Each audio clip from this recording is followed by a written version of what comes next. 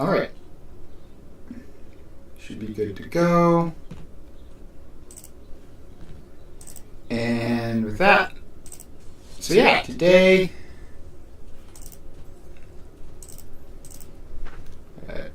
select the options correctly. So I played one game with this deck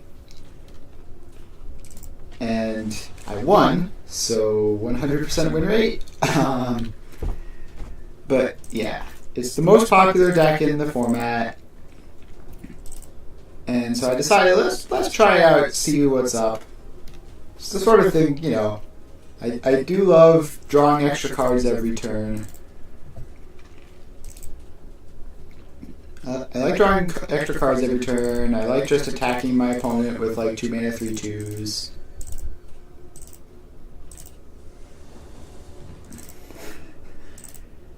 So yeah, let's see what this deck is like. This is a 1-lander. We can't keep that. This is a 2-lander. I think I throw back one of the annexes or one of the Blood Tithe Harvesters. I have a lot of 3-mana enchantments in this hand. I'm going to throw back one of the annexes. Alright, opponent is playing some shenanigans. No one has ever gone Island Enigma Jewel fairly. Alright, well I'm going to play out my Blood Tithe Harvester.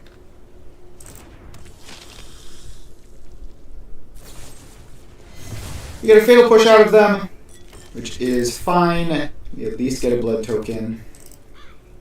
It's not super exciting, but it's pretty good.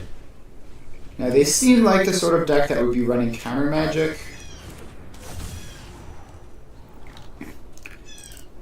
So I think while they're tapped out, so this is only untapped now, which means I kind of have to play it. I'm going to get Unholy Annex out.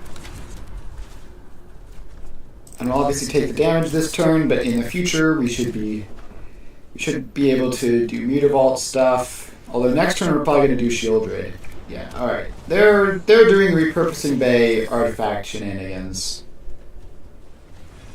I don't love that. I think we're probably just going to get obliterated by a giant construct.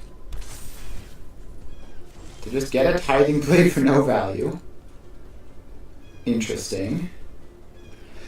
So I could Shieldred, or I could Fable plus fire at Mutavault.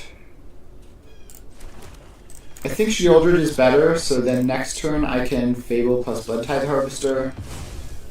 Alright, and they do have a Metallic Rebuke. So we are currently operating on Worst for Phyrexian Arena. Hopefully soon we will be able to get to better for Phyrexian Arena. But they have 2 Simulacrum Synthesizers, and they're getting a bunch of 6/6s.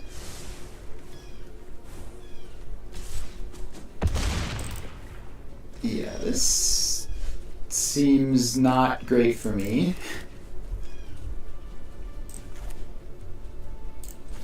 I guess I can run out the Blood Tithe Harvester as a blocker. Durage, try to take something. Alright. Look at the top 7. Put 2 into your hand. That's very good. Well, I'm going to take 3rd Simulacrum Synthesizer. And power up the Mutavault, I guess, so that I can gain life. But I am just dead. Alright, opponent had a crazy start. Let's see, do we have... This can get rid of the artifacts. This can get rid of the small guys, the constructs and the Enigma Jewel. Anger the Gods, probably never going to be enough. Invoke Despair notably doesn't hit artifacts. Liliana, I guess, is just like, can -2 to grab a guy. Anoint with Affliction, also can kill a construct.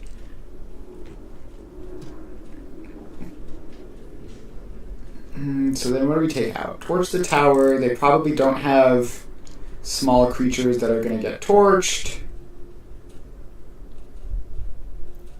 Withering Torment is like an expensive removal spell. It's 3 mana and it doesn't hit artifacts, so I think we can get rid of that. And then I guess we will just trim one Fear of Missing Out. I don't know, I'm not super worked out what sideboard plans for this deck are going to be like. We'll try this. Hopefully we just get some early discard magic and we can just take away their key stuff. Yeah, I mean, this is great. Turn 1 Thoughtseizes, turn 2 Anoint with Affliction, turn 3 Fable, and figure something out with a Fable. Alright, so do I take the... I think I just take the Synthesizer, leave him with the Repurposing Bay.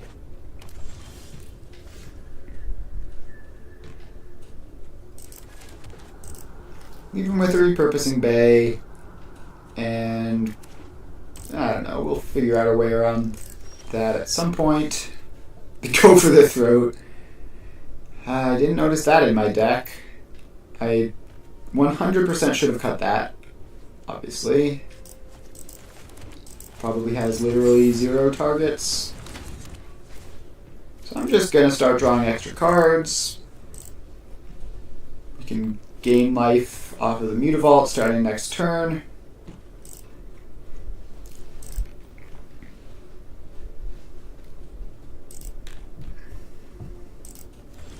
Alright, they do nothing. They do nothing, which means they have a counter spell that they want to leave up.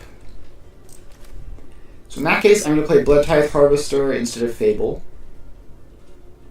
because this is much more disposable, much less good. They can still counter it if they want, or they can just Tithing Blade it on their turn.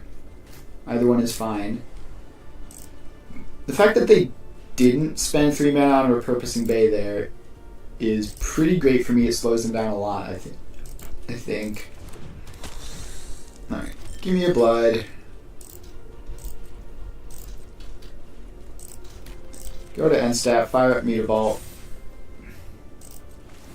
I could have attacked for 2. I guess there was no reason not to. I should have attacked for 2. Just got free points in. Yeah, Tithing Blade takes out the Harvester, as expected.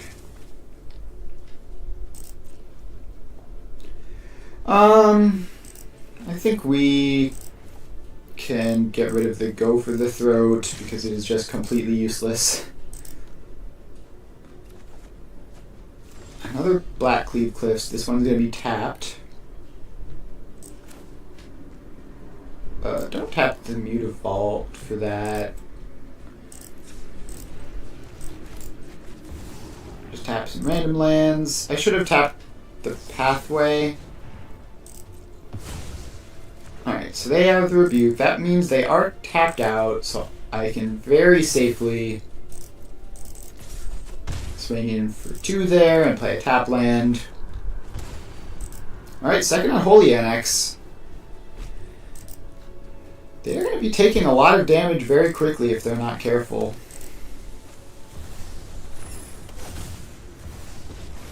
Alright, Enigma Jewel Karn. They could just make a construct. Alright, well, let's play a Pathway on black. Play another Unholy Annex. We're 1 mana short of also attacking with the Mutavault.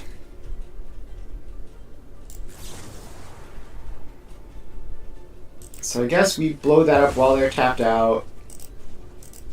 And then fire up the Mutavault. to do our pings. Alright, we're drawing a lot of cards. We aren't really drawing any super relevant disruption for this matchup, but we are cooking along. They did find the repurposing bay, which I assume is going to give them infinite simulacrum synthesizers for the rest of the game.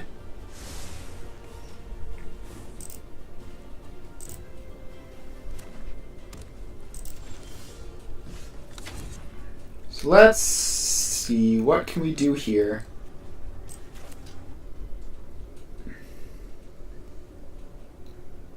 We can play a Fable, play a Blood Tithe Harvester, fire up the Mutavault using itself, and they just concede. I mean, they're certainly hurting a lot there. Alright, go for the throat out, obviously. What do we bring in? Just like Extinction Event as a Wrath? I guess it's probably better. Just 4 mana, get rid of all your constructs.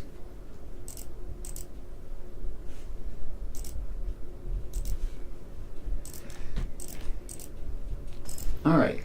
Game 3 on the draw.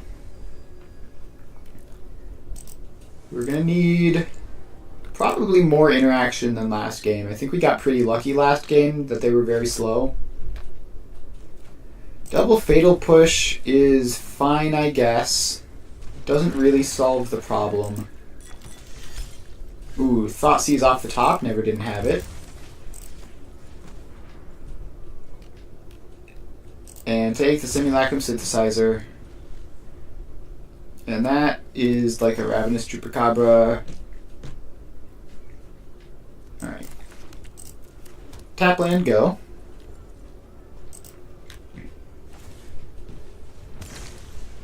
So next turn will be Fable.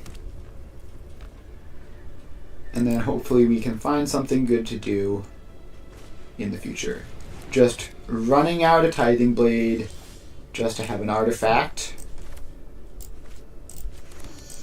Well, I'm just going to run out Fable of the Mirror Breaker.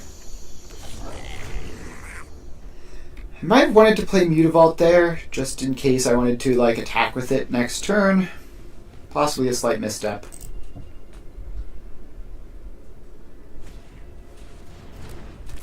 Alright. 3-4. I think we get rid of 2 lands. Draw 2 cards. Let's Thoughtseize them. See what we can take. I'll take a Karn. Seems pretty good. Run out a Blood Tithe Harvester and pass. Now, I would love to do Fable Blood Tithe Harvester nonsense and just like mess with their creatures forever. It will be a bit in the future. Destroy it. Alright, so they're Chupacabraing, probably taking my Harvester out. So not super surprising there.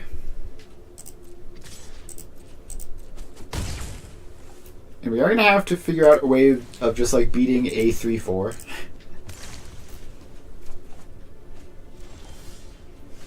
Alright, all the Fatal Pushes in the world. This is 5 mana value. I should have played a Mutavault there, I think. Let's fire up and go to attacks.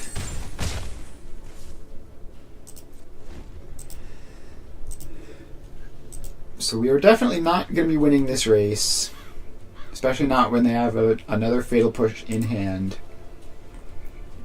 We need like an Annex or something that can completely shut down the race. Or, I mean, a Shieldred would be great too, obviously, although that would just get Fatal Pushed at some point.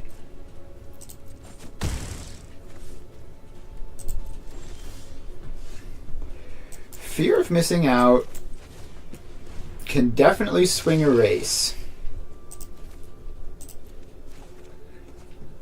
and an annex. Alright, we are now in control. I'm going to tap the Mutavault to fire up itself. And go to combat. Make it a treasure. And now we get fatal pushed. Alright, that's fine though, because I have the other Mutavault, which I can fire up to gain life this turn at least.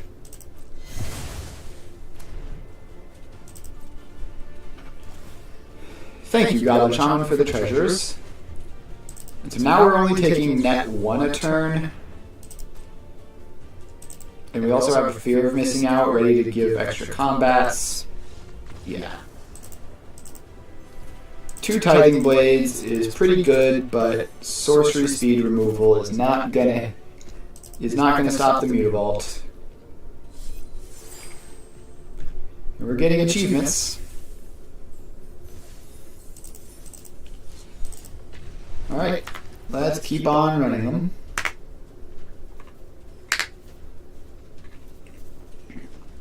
Gosh, it's nice having 2 different decks, because like I'm having fun with this deck, and if I ever get bored I can switch to another good Explorer deck and have fun with that one too.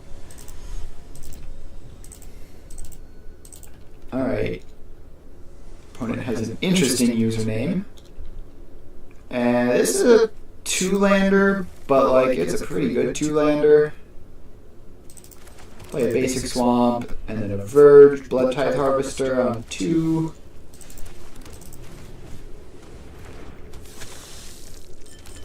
And then probably Fable on 3.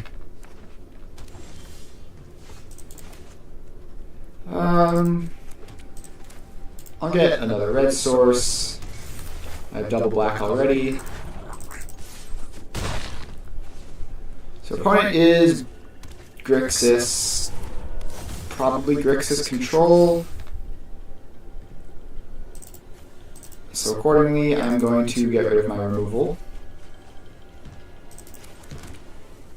And Jamish a Yoldred. Have fun! Fable of the Mirror Breaker is such a good card.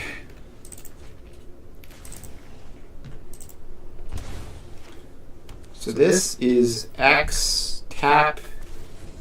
Alright, so they're just going to Wrath the board. I guess I'll crack a clue. Honestly, I low-key want all of these cards. I guess Fear of Missing Out could probably be something better. Yes, much better.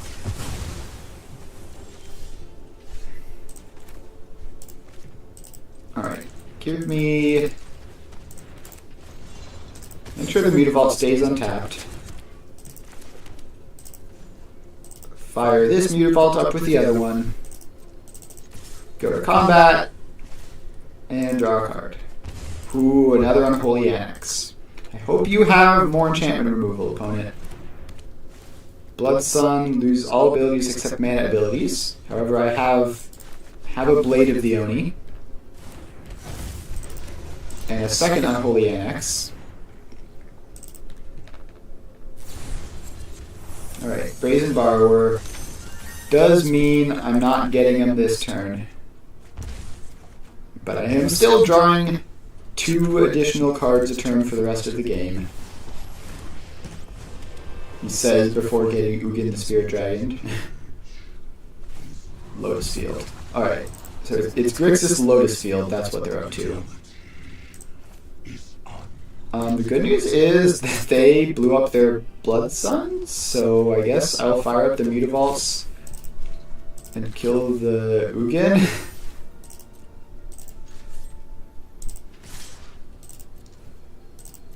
I could have torched the tower of the... Yeah, that's actually a huge mistake. So I could have torched the tower of the Ugin, only attacked it with 1, and then I would have had lethal on them next turn. Alright. Fair Day's Undoing, which means they almost certainly have They almost certainly, like, 100% have Narset in there somewhere. I guess I'm just gonna keep jamming cards that hurt them. And let's see here. Thoughtseize. It tapped. I wanted it to tap Mutavaults that time.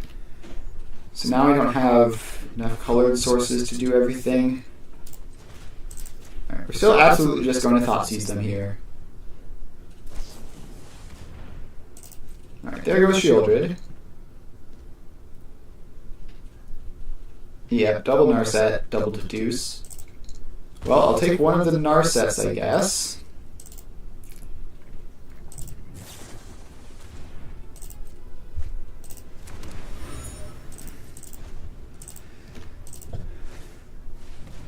Alright. Another Narset shows up. So nowadays Undoing would be pretty bad. Shieldred's Edict as instant speed removal is also not great. I've definitely played this game pretty poorly, I think.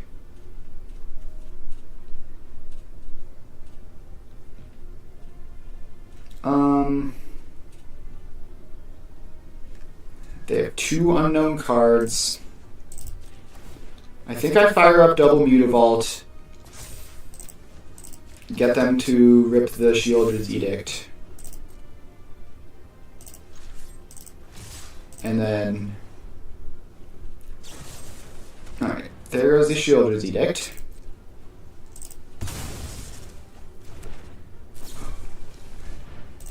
Okay, one of the unknown cards is an Impulse.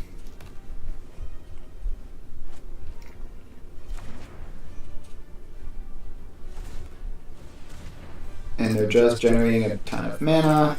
And I've just realized that I have not enough mana to play out the Shieldred, so I'm going to play out a Blade of the Oni instead. I've definitely punted this game like 5 times. This is one of my... I've just started playing this deck, and I'm making all sorts of mistakes. Alright, so memory is bad, so now I get a single card.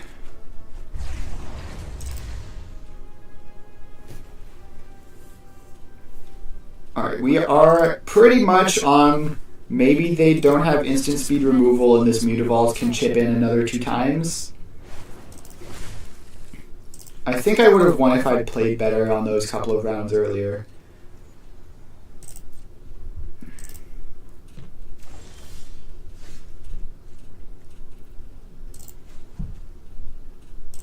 Alright, well, fire up the Mutavault.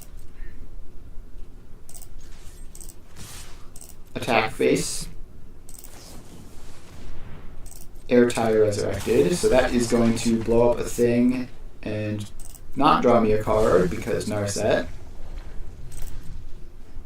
And then block the Mutavault. Alright, well that's not great for me. I'd really rather that not have happened. And they even have Brazen Borrower for the Fable token. At this point, I think we're done. Yeah, I have no more creatures that can potentially attack. We're just done there. So let's take in like all the grindy stuff. Did they have a graveyard plan? Not particularly.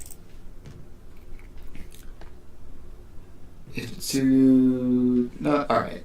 They didn't really have much of a graveyard plan, so let's go with that. They did not have many creatures. Torch the Tower is good because it hits planeswalkers, but Go for the Throat is going to be out. I could have sworn I had more removal in here. Oh yeah, Fatal Push, absolutely get that out of here. In creature or enchantment, I guess they had Blood Sun, so that could be important to have. And What else do I trim here?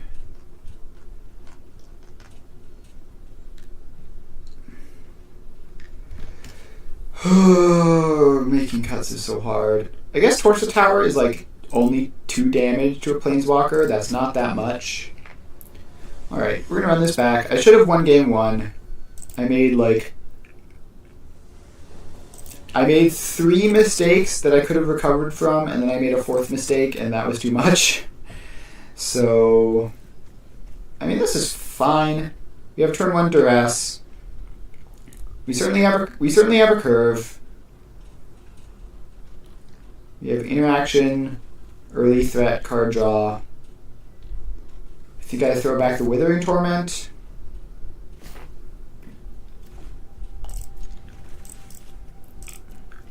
Alright, and then this enters untapped. Duress to immediately gain perfect information. And they have kept a lot of lands. We're going to take the Narset. So Narset is potentially worth up to 2 cards. Impulse is only worth 1. Also, Narset is the enabler of some of their cheese with Days Undoing Memory, which they seem to be very deep on that sort of thing. So just make sure that can never happen.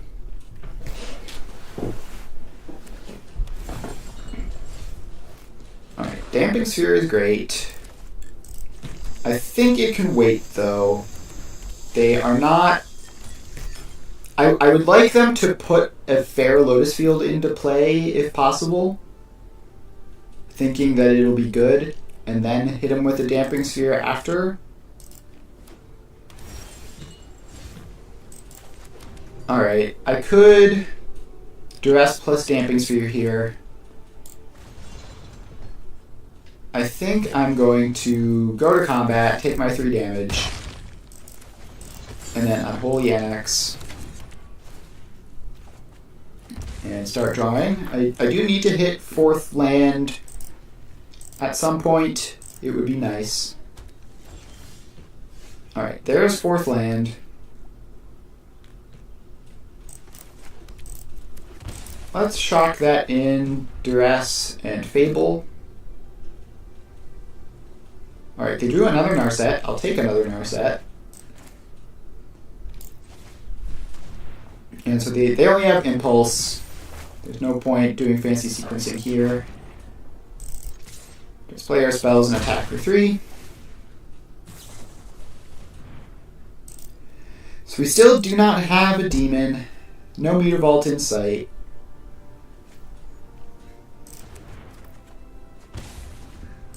Takenuma doesn't really do anything at the moment.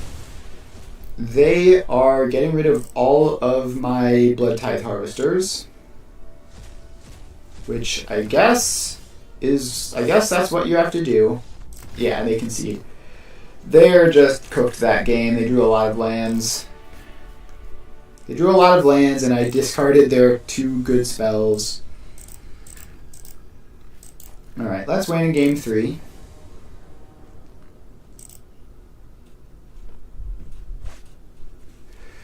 Oh, I mean, this is just nothing on the first 2 turns of the game, and it doesn't even have a demon for the NX.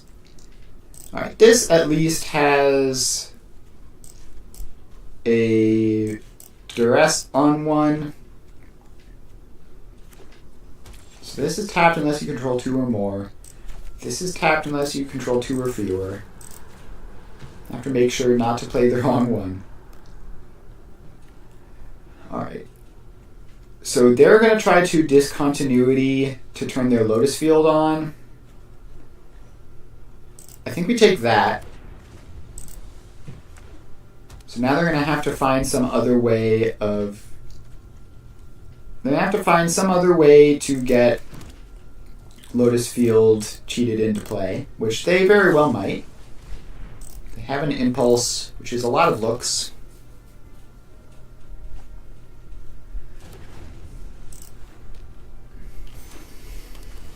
Alright, did they find it, or is this fair? They found it.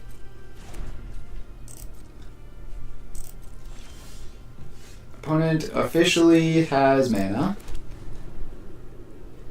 Well, let's run out of Liliana and start plussing. And you think you can Get rid of an extra land. I didn't need that many. I got rid of Ugin. Alright, Blood Sun is annoying. Days I'm doing here is potentially great for me. Alright, I drew some juice. Alright, so let's Thoughtseize them first, see what they're up to. Honestly, a whole lot of nothing. I'll take the Deduce and run out an Annex. And I guess we plus here. don't overthink things. Blood Sun is in play and probably not going to be out of play at any point. So I'll get rid of a backup Mutavault. Damping Sphere is huge. So they have Tail's End, which is activated, triggered, or legendary spell. Invoke Despair does get rid of a Blood Sun eventually. Well, I'm going to run out my Damping Sphere. Have fun with that. They can Brazen Bar or bounce it the first time. And then I think I'll run out the Fear of Missing Out.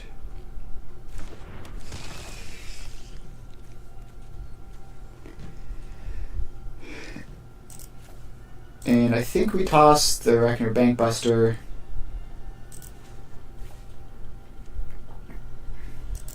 And do we plus here? I think if we plus, we can get to Liliana -6 next turn. Drop it. So I guess we plus pitching the Fable. Take our random Tail's End. Not that it matters. Alright, they pick up the Unholy Annex, which seems wrong. It seems like they should have either gotten rid of Liliana to respect the -6 or the Damping Sphere to do something with their Lotus Field. Alright, is there any risk to bringing Liliana to 7 and yes, Brazen Borrower is the risk. Alright, time to select some piles.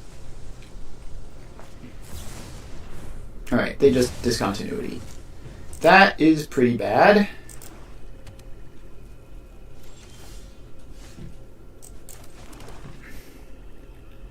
So this is not any of the things that Tail's End stops. So I will invoke Despair, get rid of that Blood Sun.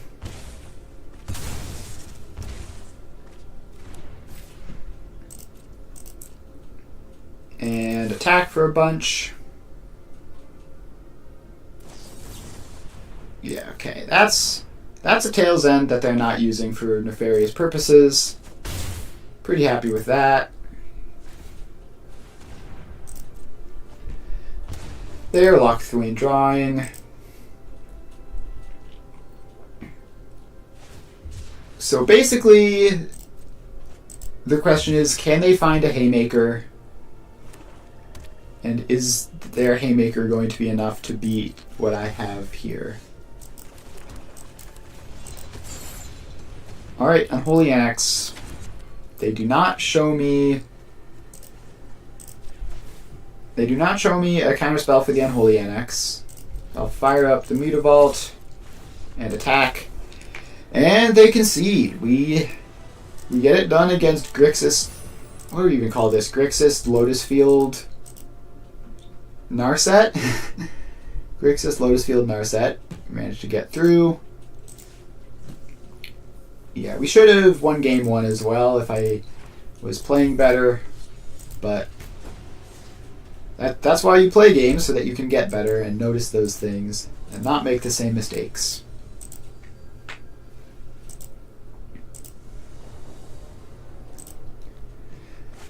Alright.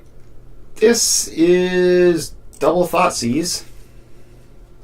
And this is 2 or fewer, so I can do this on 1. They Thoughtseize me. Yep, I took the one that's not like the others.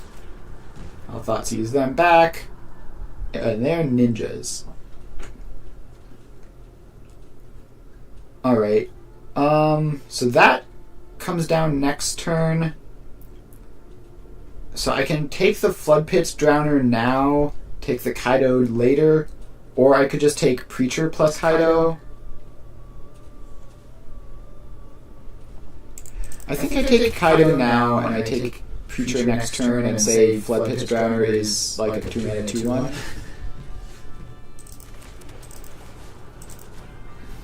So yeah, you can flash in the Flood Pit's Drowner in response, or not. I'll take the Preacher at the Schism. Alright, we are officially playing a low resource game. I'll play a Mutavault and a Blade of the Oni. So that doesn't turn off abilities, so Shieldred will still be pretty good. It will turn off Blade of the Oni, which is fine. Don't really care that much about Blade of the Oni. Alright, they're just going to play a land and attack. No ninjas this time. Mockingbird as a Blade of the Oni. Okay, I don't really care about that. I'm just gonna jam my Shieldred and say have fun trying to race a Shieldred. Now they could top deck a removal spell here, but if they don't, it's kind of just over. Alright. So they have mostly creatures. So Duress is out. Thoughtseize is also out. Like, you do not want to be playing Thoughtseize in the Thoughtseize mirror. Liliana is in. Extinction Event is in. Anger of the Gods is probably in. Cheap Removal is probably in.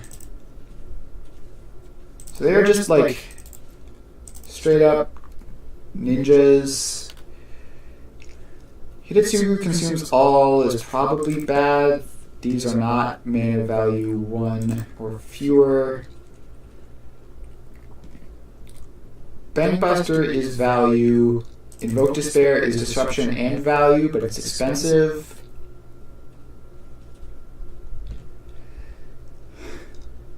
Alright, is there anything else in my deck that I really need to go for this matchup? Not really. I think it's pretty much just discard out.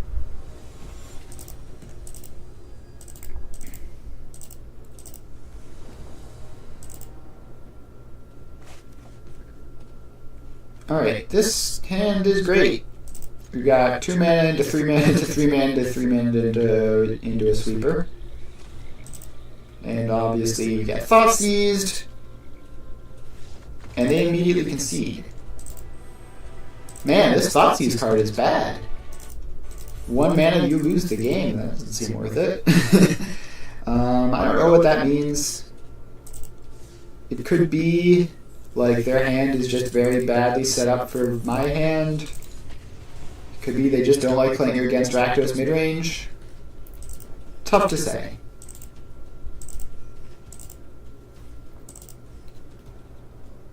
Alright, let's run another one.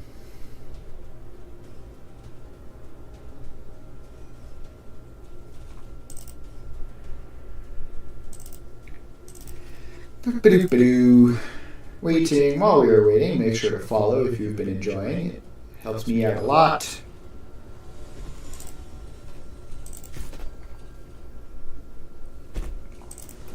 Alright, opponent has Jin Gitaxias as their avatar.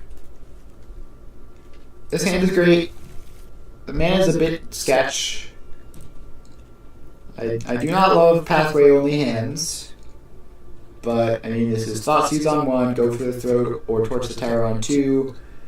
As long as we hit a 3rd mana, we'll be fine.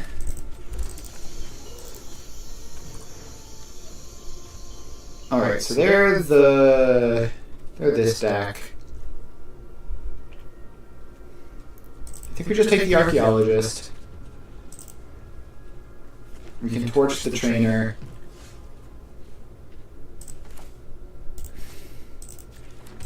I guess beat duress. It's not great, but like it's something. Use our cards.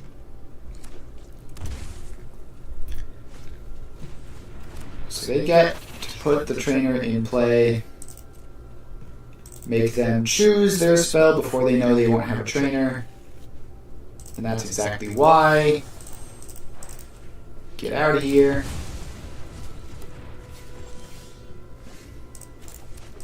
Alright, Shock in and Fable. So this is Neoform combo. Preferably I'll just like go for the throat their next creature and all will be well.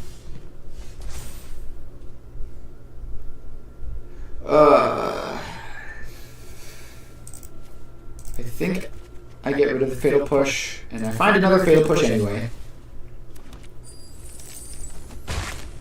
So I miss my land drop. I can play the Shielded off of the treasure, but this does mean I'm tapped out. So they could go 2-mana creature into Neoform, but no, they just concede. Alright, so they're a combo deck of some kind. I'm not gonna lie, I do not play against Neoform enough. It's probably graveyard based. Probably. I don't know, it's probably not. They're probably just playing 2-mana creatures that find them stuff. Well, we'll take a bit more removal.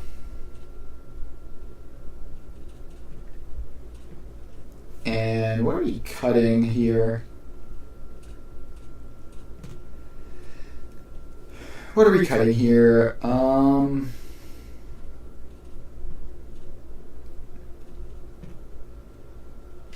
It's tough to say. I don't really have a good feel for what's important or not. Maybe just 2 Blood Tithe Harvesters. Yeah, I'm not super familiar with what they're doing, and I'm also not super familiar with what I'm doing, which, believe it or not, makes sideboarding difficult.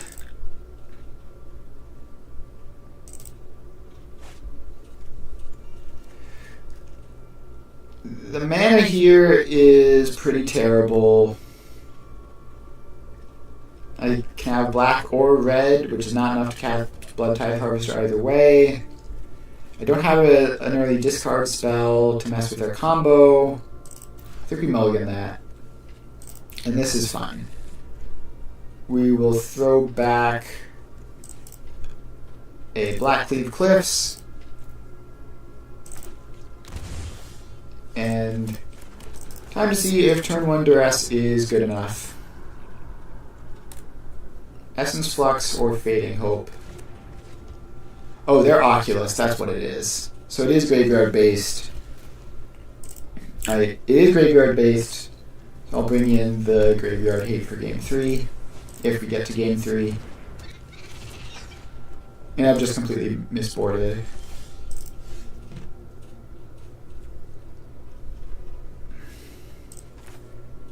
So I think the play here is let them get the Oculus into play and then immediately go for the Throat It.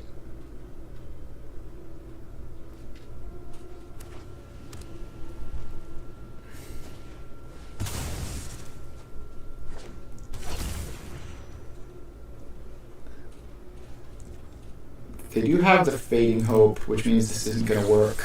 I wasn't thinking about... Oh, no, they just let that happen.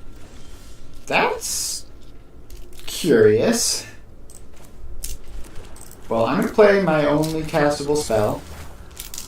Get a 2/2 Goblin Shaman. I'm pretty sure the reason Fading Hope is in there is to protect their Oculi. Alright, Augur of Bolas. They do be cantripping. They certainly are casting their cantrips. And I assume, yep, they're just going to get a basic land.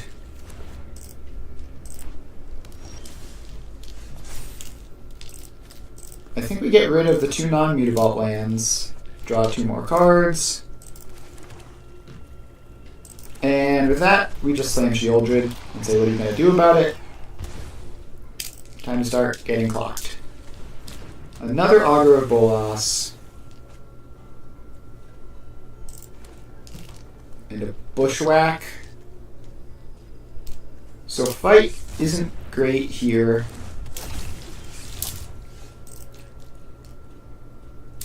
Alright, now the question becomes, can I find a way of turning on Revolt? Actually, yes, exile this Saga.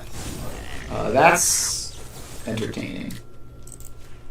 Goodbye, nerd.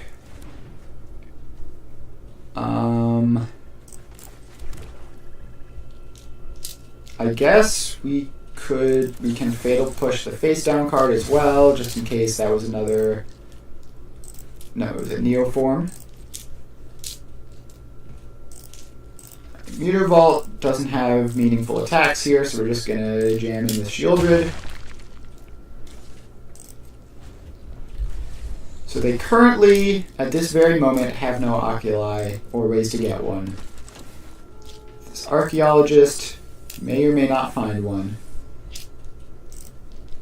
It does not. Finds a Tyvar stand, which is, like, pretty annoying. Anoint with Affliction punishes that pretty well. Mutavaults still don't have meaningful attacks. So I'm just going to jam in with Shieldred again.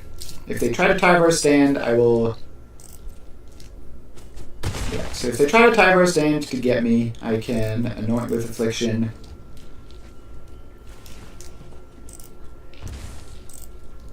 Now, Shieldred is going to be clocking them whether they like it or not. Alright, so that is just an Oculus. This is exile removal, that's hexproof and indestructible.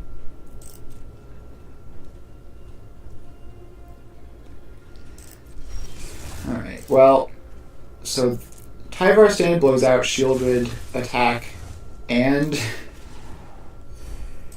Anoint with Affliction.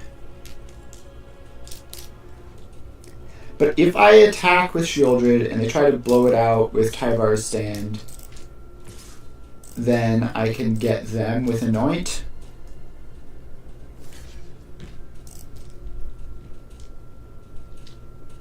Please just cast Tyvar's stand. Thank God. Alright, that is so incredibly good for me. Like, that is possible. That is maybe the best possible outcome for me. I still have my Shieldred. They don't have the Tyvar stand or the Oculus. They're gonna keep Thunder Trap training. Keep looking for more stuff. How many Oculi are we through at this point? We are through 3 Oculi, and they have a Cryptic Coat.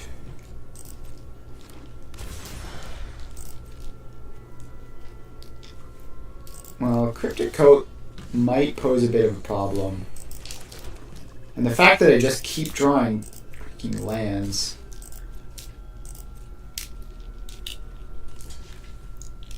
Alright. At least we can get them to chump block every turn.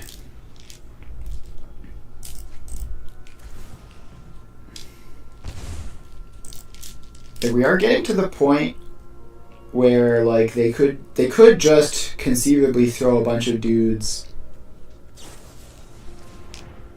The Tyvar standing now? Why? Oh, to Bushwhack. Okay, that makes sense.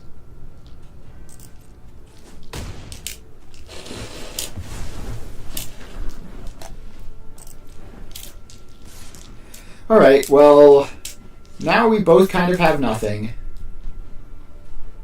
Their deck doesn't really do anything.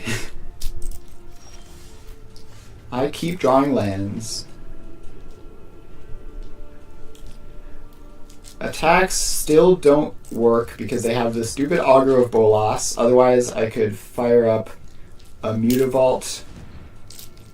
If they didn't have the Augur of Bolas, I could fire up a Mutavault, copy it with Reflection, attack with the copy, and then they either take damage or trade. But with the augers, can't do that. Now they have another one. I think they bricked though, so that's nice.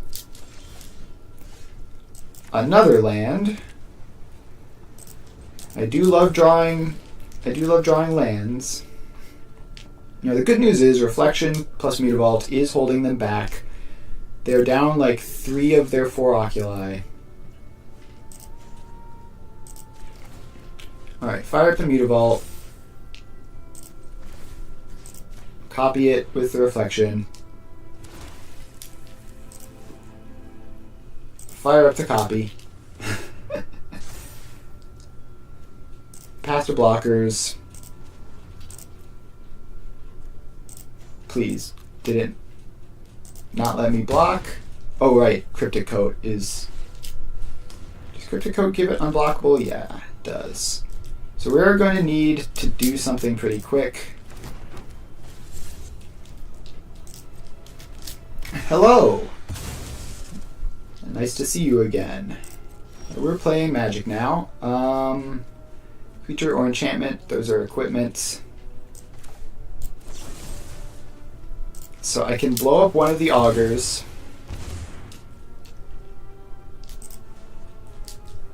Fire up Mutavault. Mutavault. Mutavault. And attack with a whole bunch of guys.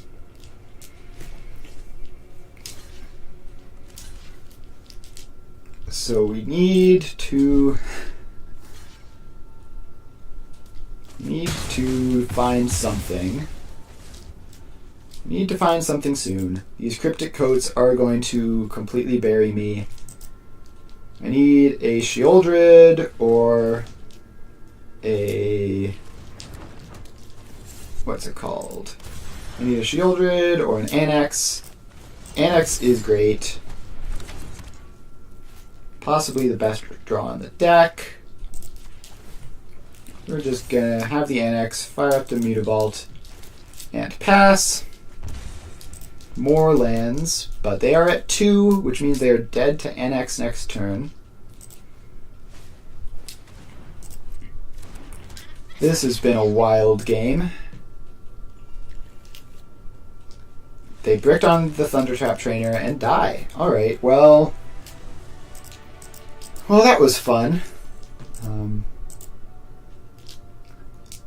I was not expecting to win that game, but good top decks are good.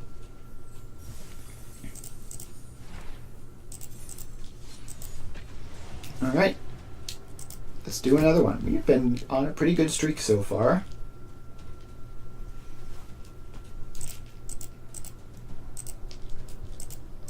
Alright. I can see why this deck is the most popular deck in the format. It just kind of works. It just kind of wins games. Yeah, I mean, this is a 2-lander with a bunch of great 1 and 2 mana spells, so I guess I will keep it. Blood Crypt tapped. Blood Crypt tapped. Excellent. We're at Blood Tithe Harvester.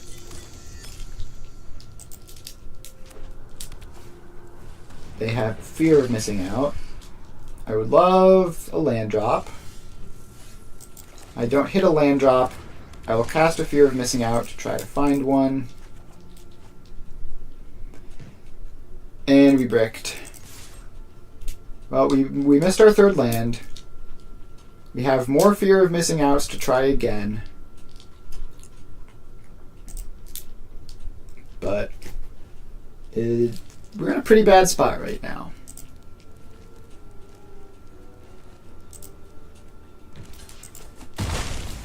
Alright, they think for a while and then trade. Probably because they've noticed we're missing land drops. They would love to just win the long game.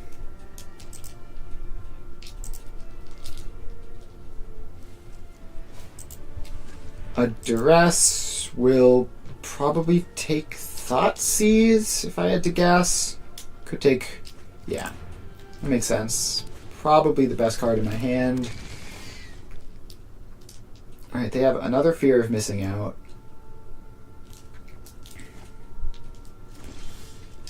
Alright, we've done it. We hit the third land drop. I'm going to play my second fear. Enchantment, creature, sorcery.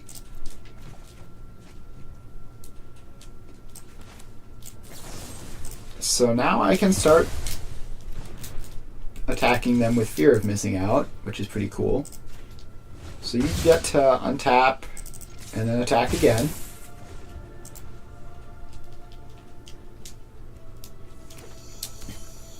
So if I attack with 2 fear of missing outs, I get 2 additional combat phases. That's pretty cool.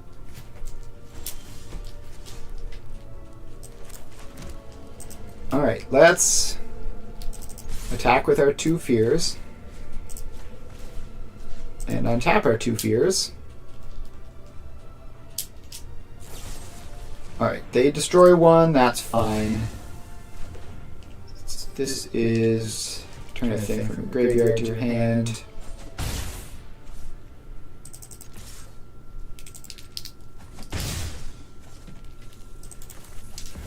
I'm going to play a Blade of the Oni.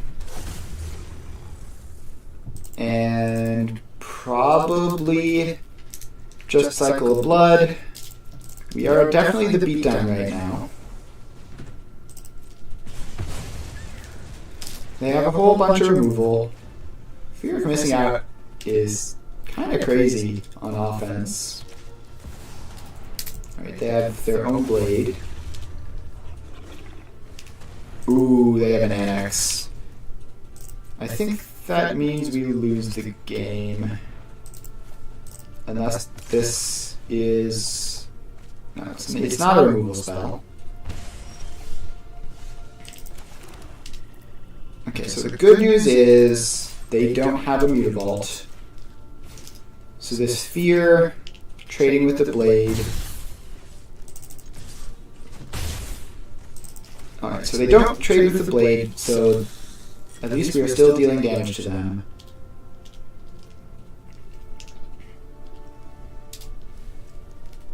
But now they get to unlock Ritual Chamber if they have nothing better to do. Just so cracked. Alright, we draw a land. Sure. Absolutely going to cycle away from Screw to Flood. We find a Mutavault. But now I just don't have attacks. They have a 6/6 blocker. We can't attack into that. And meanwhile, they can absolutely attack into us. I need to draw a removal spell for the 6/6 this turn. And a Mutavault as well. Yikes. Well, at least we can get rid of their demon. I should have fired up the Mutavault to attack. So I can fear of missing out, untap the Blood Tithe Harvester. They're firing up their Mutavault. I would love this. Like, this is great, actually. So now, if they do this, they won't have a demon, and they'll stop pinging me. So all they have to do is just, like, take the damage.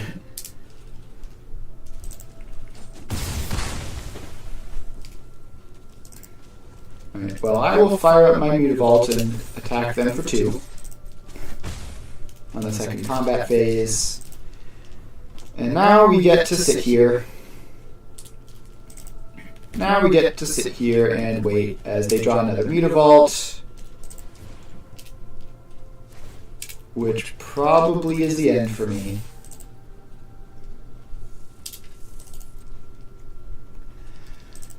So I'm going to go to 3 here, and then die next turn. Alright, well, I have my own Unholy Axe. So now we get to sit here. And I think I fire up the Mutavault, but don't attack with it so that I leave it untapped to block with so that they can't attack with their Mutavault. Thoughtseize is... This is not the time for Thoughtseize. I do not have life to spare. And Shieldred the Apocalypse. Of course, Shieldred the Apocalypse. And a second Unholy Annex. So we take 4 to the Mutavault, another 2 to Shieldred dead on our upkeep. Alright, well... Invokes are great in the mirror. Liliana is great in the mirror. Discard spells are bad in the mirror. Fatal Push is probably fine. Anger the Gods or Extinction Event. Extinction Event is probably fine. It can clear up like Shieldreds. A lot of the stuff in the deck is evens. I need 2 more cards. This is not really a graveyard deck. Unlicensed Tourist doesn't seem great. I'll take Bankbuster just as value. And Anoint with Affliction just as a removal spell.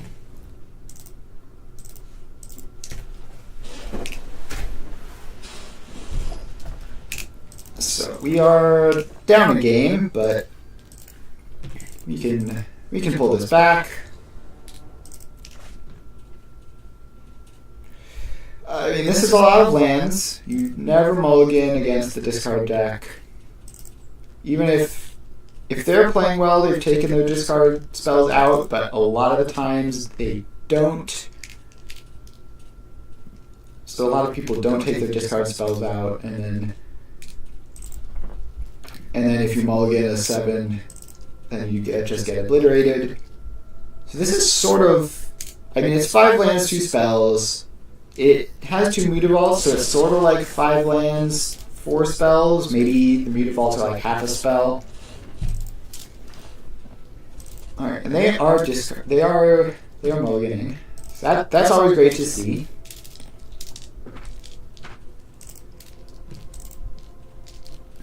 Let's see what they do. They're thinking about it, which hopefully means it's close, which means it's not very good. Alright. Tap land, go.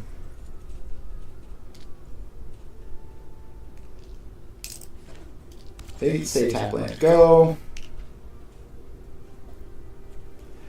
Well, this is the day of the Blood Crypts, I guess. Blood Crypt, Blood Tithe Harvester. The next turn I'll go Mutavault Liliana, unless they have a discard spell.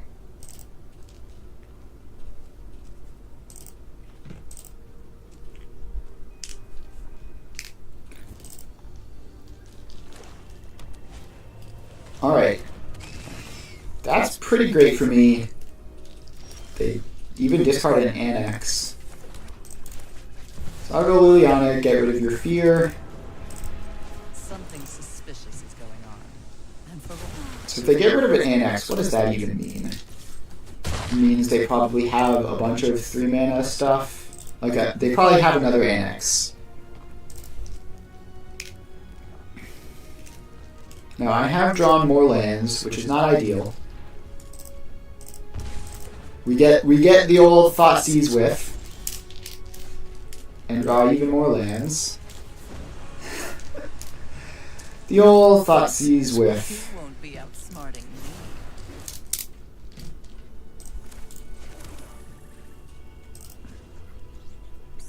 Alright, well, I'm just going to fire up the Mutavault and attack you for a bunch. And they concede. Somewhat bold of them to concede to the opponent with only lands in hand that they know only have lands in hand. I don't know about that one, Chief, but I guess their hand was just not very good.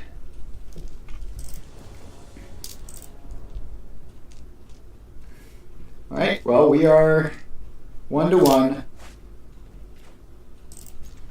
Yep. Keep lands and spells on the draw. Opponent has kept their discard in. So that takes the Invoke Despair. Play a Shock Land tapped while we have the opportunity. Next turn will be Blackcleave Cliffs. Blood Tithe Harvester, probably.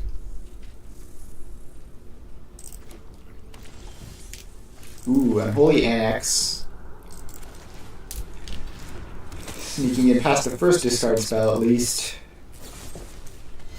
And they Fatal Push the Harvester.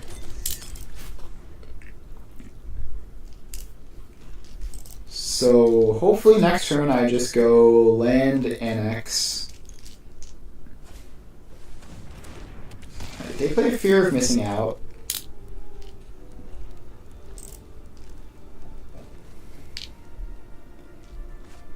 I would like to find a Mutavault at some point. They have a Mutavault at this point.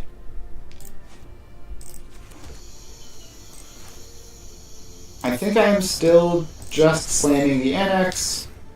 It'll help me find the Mutavault faster to help gain life. Now obviously if they have a Mutavault, if they have their own Annex, then I'm going to be under a huge amount of pressure. But they are just going to fire up the Mutavault and attack me for 4. Play another Mutavault. And a Duress. Alright. They take another Invoke Despair. Alright. Drawing Fatal Push is pretty good. I think I will get rid of the Extinction Event. It's just not very good against the Mutavaults.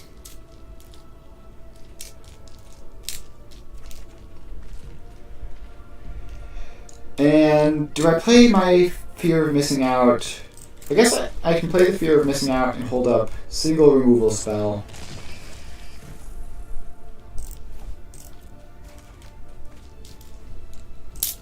Alright, well, we need to find a demon. Or, I guess 5th land technically works, but token's not super reliable with Fatal Push around. So they don't have great attacks here. They know about the Torch the Tower. Because if they attack with Fear plus Mutavaults, they just lose the Mutavault for nothing. If they don't attack, I think I will Fatal Push the Fear to use a little bit of mana more efficiently. I have all the removal spells in the world.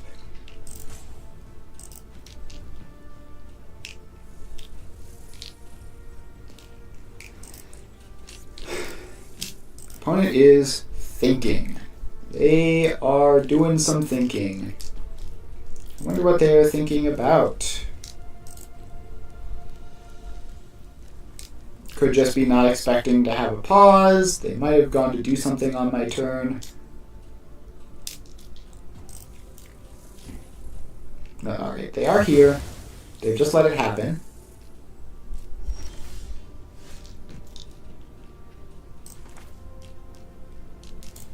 Alright, I think Fable of the Mirror Breaker, get a 2/2.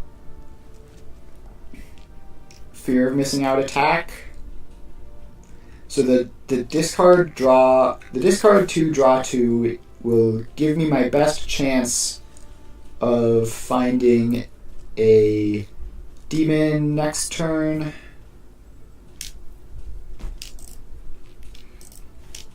Alright, now I'm pretty sure they are just full on roping at this point. Like, it is just a little bit too conspicuous.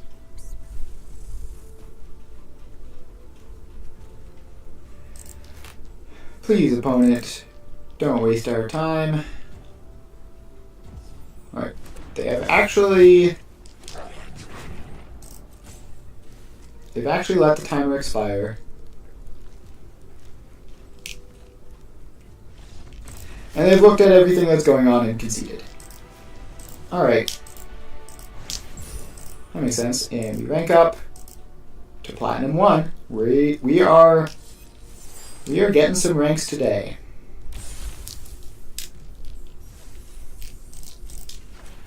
And we get some random card that no one's ever heard of. And we continue our journey up through the ranks.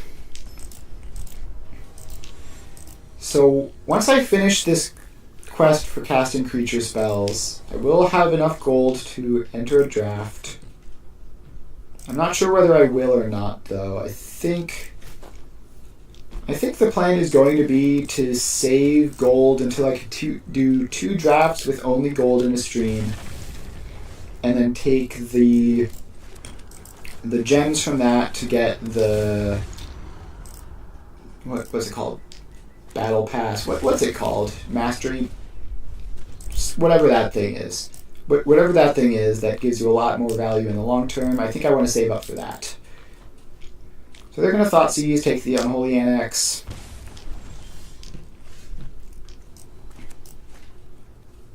I guess I'll play this while it's untapped. It's close between that and playing the Mutavault so I could attack with it next turn. It's unclear which of those two is better. Hopeless Nightmare. Oh, they're a discard deck. Got it. Understood. In that case, Torch the Tower is probably bad. I'll keep Withering Torment. I'll let them Thoughtseize the Withering Torment. I don't think it's worth taking the Hopeless Nightmare.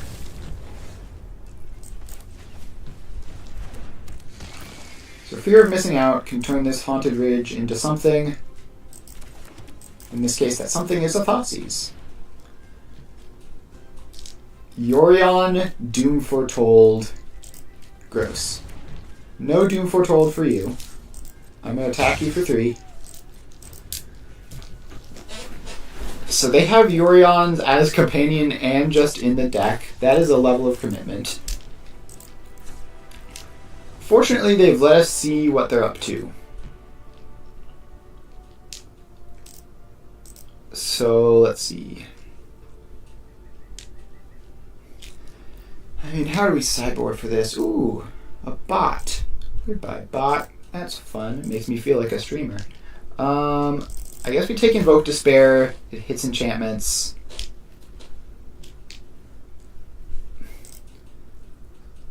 Liliana, maybe.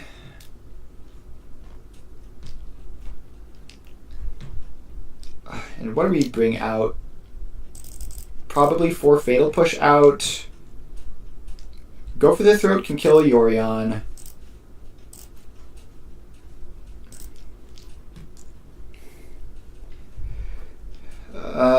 Maybe Reckoner Bankbuster in. And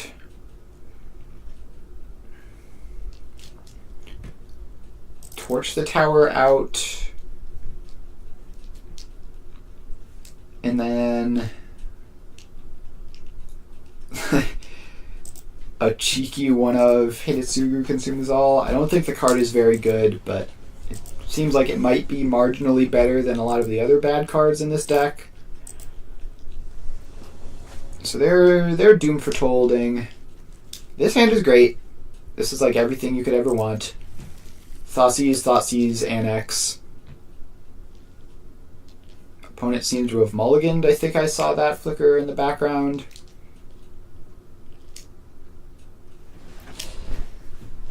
When they mulligan, like their hand like sort of jitters a little bit. I think I saw that happen, which is fantastic to see on a double Thoughtseize opener. Just tear them apart, give them nothing to work on, and then Unholy Annex Mutavault.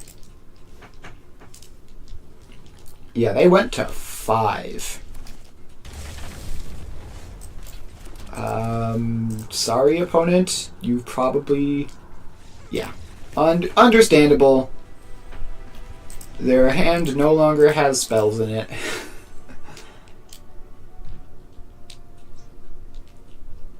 Yeah, and that, sometimes Thoughtseize just gets you free wins.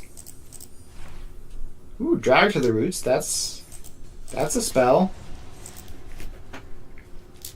It's not a very good one, but it is a spell. Alright. find another opponent. We have been on fire today. Have we lost? Have we lost a game today so far? I don't think so. Let's try to keep that up. This is great against creature decks. It's great against creature decks, not so great against other stuff. Opponent is mulliganing. So we have fear of missing out to fix our hand if it is something where Torch the Tower isn't good. I think we play a tap land.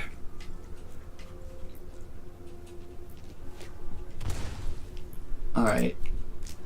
Orzhov.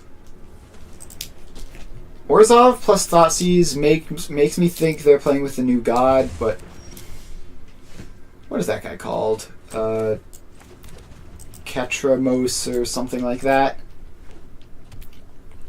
No, they are doing 3-color Reanimator. Okay, understood. I'm gonna play an Unholy Annex and start drawing extra cards.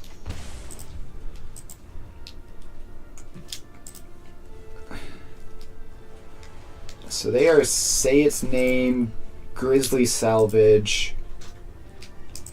Probably just straight up Dredge. Or... oh no, they're Greasefang. They are 1,000% playing Greasefang. That's what Sky Sovereign means. Well, we have Torch the Tower to kill Greasefang. Although, why did they... didn't they Thoughtseize me? Alright. Hardcast Chariot. Give them a couple of 2/2s. I'm going to get rid of a tap land and a basic swamp, I guess.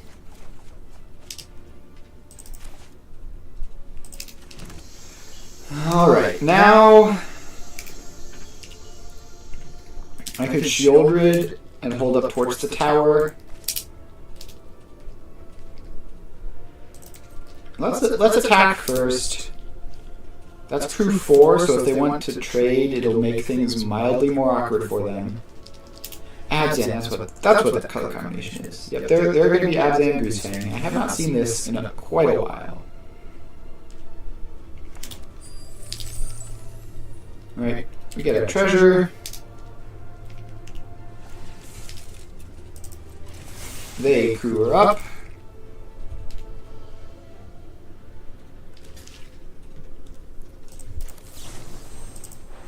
And I will be exiling that, thank you very much.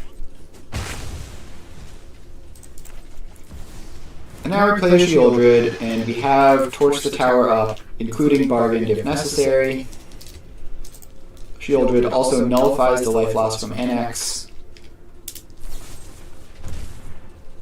Alright, they Bitter Triumph Shieldred. That's fine. It means probably no Greasefang this turn. Just a Rafine's Informant. Now the question becomes, do I Torch a cat to gain 2 life? I think going to 10 is probably fine. So we have a guy. Now we have a demon. And we have another Fable on the way. So now we get to get the full value mode off of the NX. Still have Torch the Tower available for Greasefang.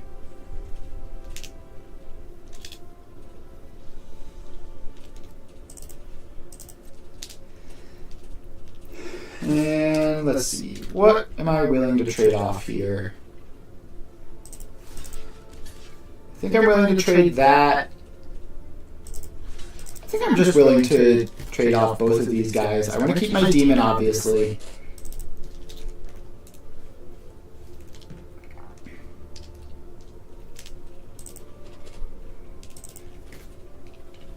Alright, are bitter triumphing my demon. That's awkward. So that does mean I'm going to have to find another way to turn on Holy Annex. So I could thought seize their last card, but I'm worried that that will put me in a lot of trouble. I think I just have to. Yeah, that's probably better. So the problem is now the clock is real. I'm down to 6. I have 3 turns before I die to my own thing. Alright, they drew a land. I will trade creatures again.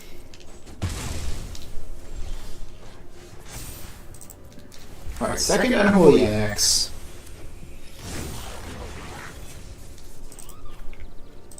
I think we discard Fable, torch the tower. So how much mana do I have? 6. I'm going to unlock the other room here. Play a tap land. And pass. So now I have a demon. All is well. And if they just play another land, then I can play second Unholy Annex. And actually just like... I could just like straight up deal 12 to them by copying the demon with Reflection. Alright, so they're Greasefang. Hearse is in. Hidetsugu consumes all. Is bad graveyard hate, but it is graveyard hate. Anger of the Gods in. Anoint with Affliction in. Invoke Despair is probably not good. Yeah, Invoke Despair probably not good. So then what do we take out for all of these cards? That's the tricky part. Let's see here. Withering Torment is 3 mana Doomblade. Seems pretty bad.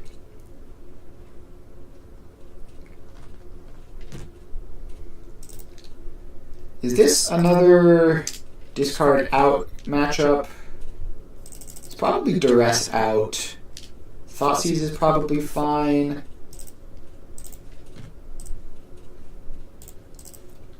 Torch the Tower is like going to be 1 for like 3ing off of it against Nazika's Chariot.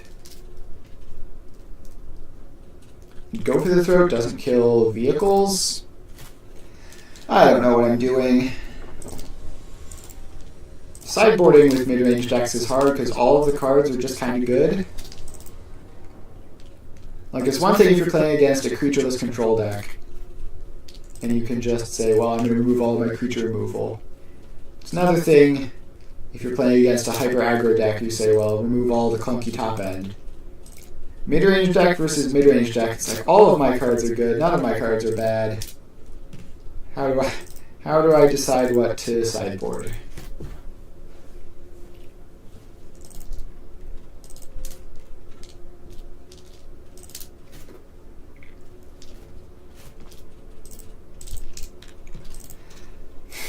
Alright, waiting on my opponent. I did win game 1, so if I come to any strong conclusions after this game, I can still pivot for game 3 if that happens.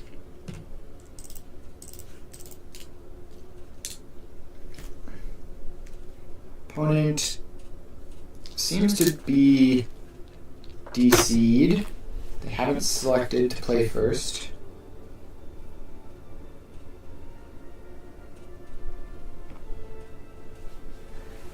Alright, please, opponent, either come back or fully leave. Sitting here waiting for you is boring. Please, either come back or fully leave.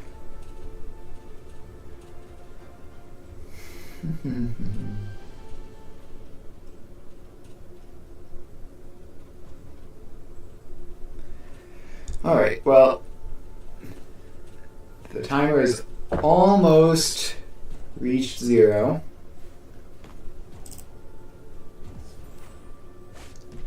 Alright, and this hand is fine. We're going to keep it. I don't think they're actually here.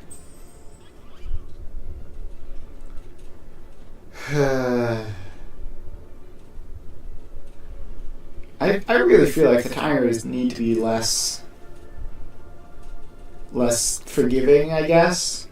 Like, if the timer for choose who to play first expires, the person is gone. Like, they're probably not coming back. And if they do, like, that's like a 1 in a million situation. As compared to people who just leave, which happens like every time.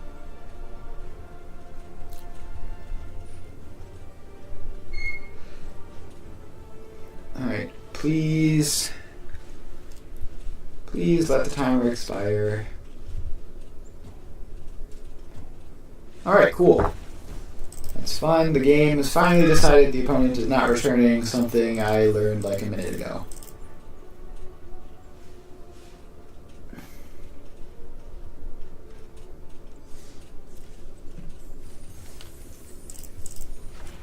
Alright, another random uncommon that no one's ever heard of.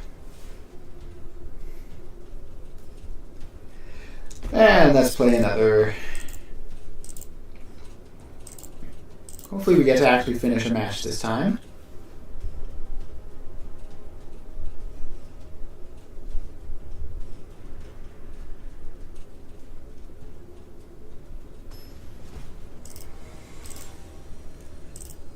Alright. We find an opponent. We have a Jace avatar. Can't keep a one-lander. Can absolutely keep this. This hand is a case of there being too many goodies to decide what to get rid of. I guess probably Fable. So Fable. So I have I have a 1-mana spell, a 2-mana spell, and 2 3-mana spells. So I'm looking at getting rid of the 3-mana spells to stop the curve. And I have lots of demons for Annex. And the hand is kind of nuts, so Fable is probably not necessary. Alright. We're doing this then.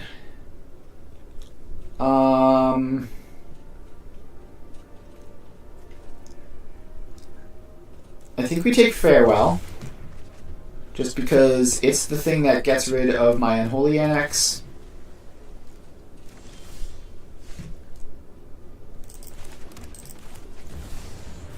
But yeah, we are playing against Gandalf.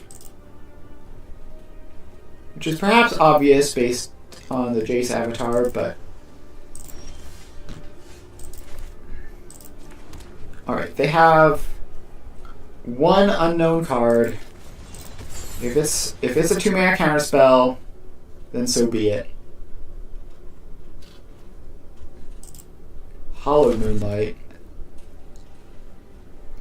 I guess that's tech against... I guess that's tech against Phoenix? But why is everyone tech against Phoenix? It's like 3% of the metagame. It's not that common. Why are you running main deck Hallowed Moonlight?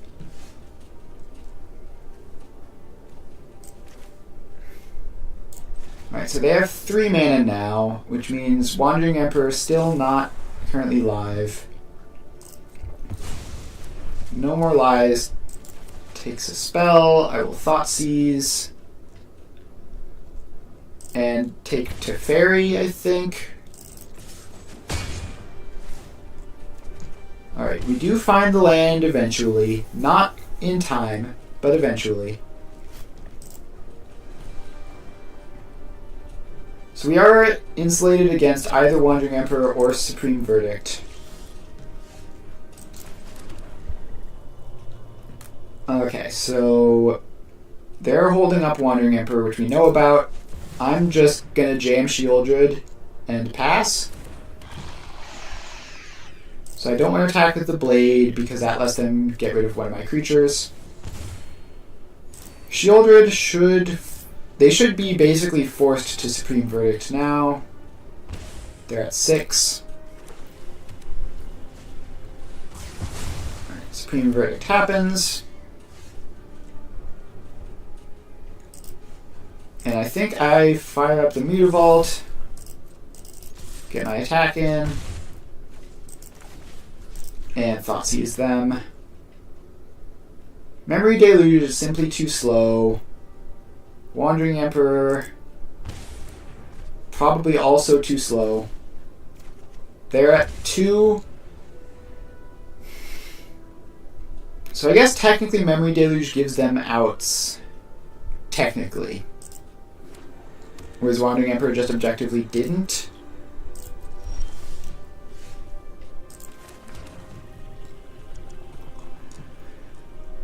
Alright. So we play a Fear of Missing Out, because we have to play assuming their last card is something.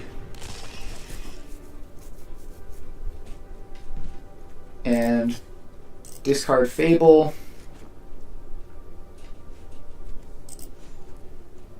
Alright, let's fire up the Mutavault and not attack into the Restless Anchorage.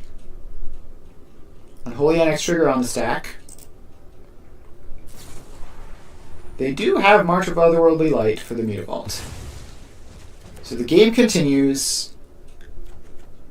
However, my opponent is still at 2. And now I even have a Fatal Push for Restless Anchorage, so that's not going to protect them from FOMO attack. So they get 2 cards with Memory Deluge. I think Shieldred probably is unbeatable for them. So if I go FOMO attack, Fatal Push the Restless Anchorage, they need a card to stop that. If I then jam a Shieldred, they need a card to beat that. Alright, that's exile each non-land permanent with mana value 2 or less. So that's just the FOMO. And we have a Mutavault.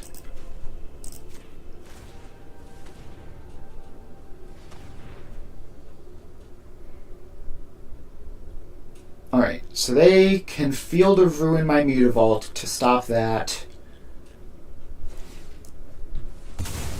But I will tap it for mana in response, and then play Shieldred, and they're tapped out.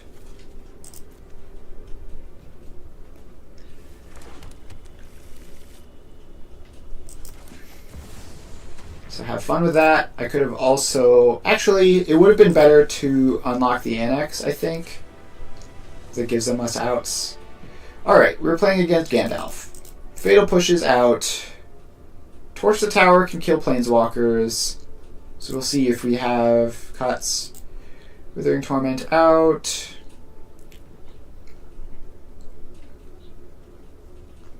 So then in terms of what we're bringing in, Liliana, Invoke Despair, Bankbuster. Alright, so what else do we have in here which could be good? Anger or Extinction Event could clear out Wandering Emperor tokens. Not super concerned about that.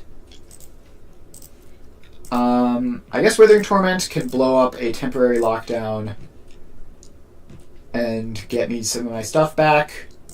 It's not great, but had a lot of good sideboard swaps. Having one kind of mid sideboard swap isn't terrible.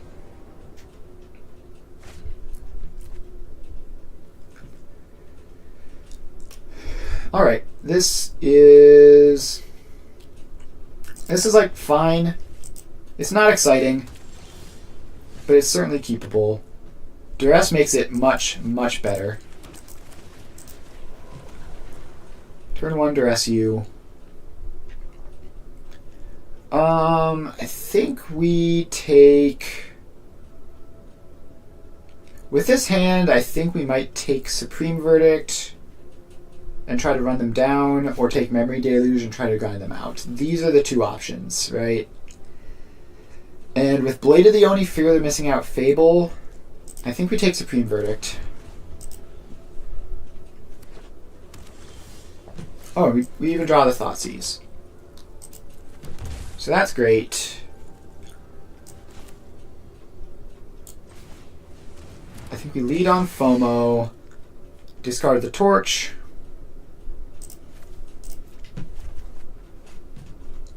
Alright, they have the March of Otherworldly Lights, which they could use to get rid of the Fear of Missing Out.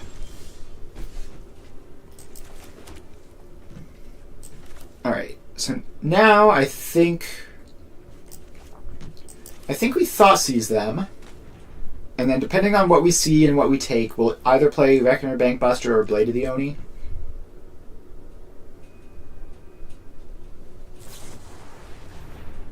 Okay, so they march my guy in response. Memory Deluge, Teferi, Dovin's Veto. So Memory Deluge is castable next turn. Teferi isn't. Teferi is a lot more value in the long run, but I can also just attack it down. They notably do not have creature removal in this hand right now. I think I take the Memory Deluge and play creatures. So if a couple turns from now they just jam Teferi, I can swing at it for a bunch and win.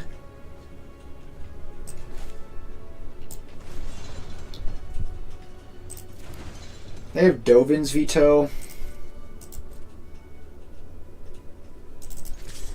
That's like a 2-3. Alright. Do I bait the Dovin's Veto with Fable? I think I do, plus this gives me another creature that they're going to have to fight through. Alright, Dovin's Veto is successfully baited.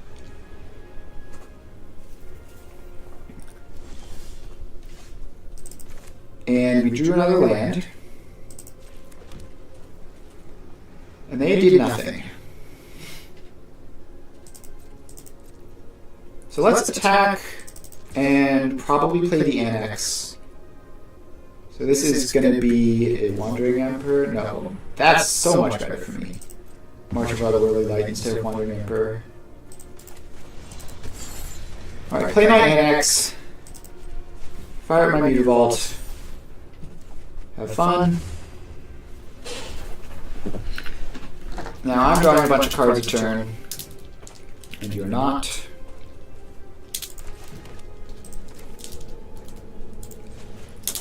I'm going to play a FOMO and get rid of a Blood Crypt, I guess. Now we play the Reckoner Bankbuster. Alright, they're tapping mana, including the Field of Ruins, so they're not going to Mutavault me. Alright, they're just 3 steps ahead of the Bankbuster. That's fine. I'll fire up my Mutavault. They're pausing like they have something. They might have another March. They do have another March. Alright, Torch the Tower is actually a good draw, because it means they can't... Alright, they just hit a tap land. So what I was going to say is that Torch the Tower means they can't jam Teferi, tuck the Fear, and then still keep their Teferi. With Torch the Tower, I can just shock it and kill it.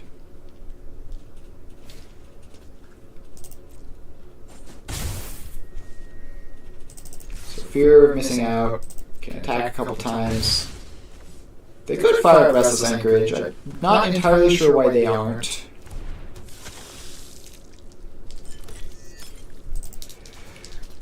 Alright. Drawing cards with Unholy Annex. I would love to hit more demons.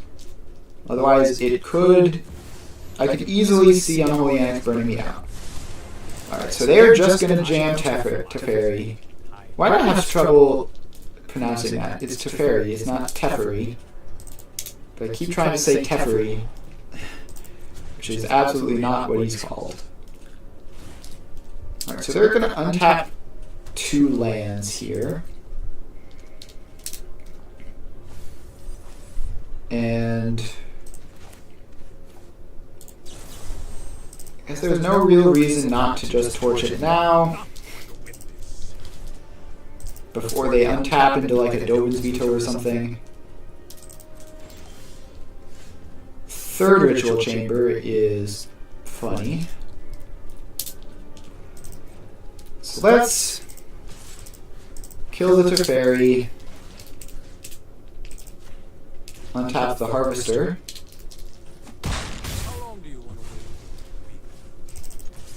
and put them to 6.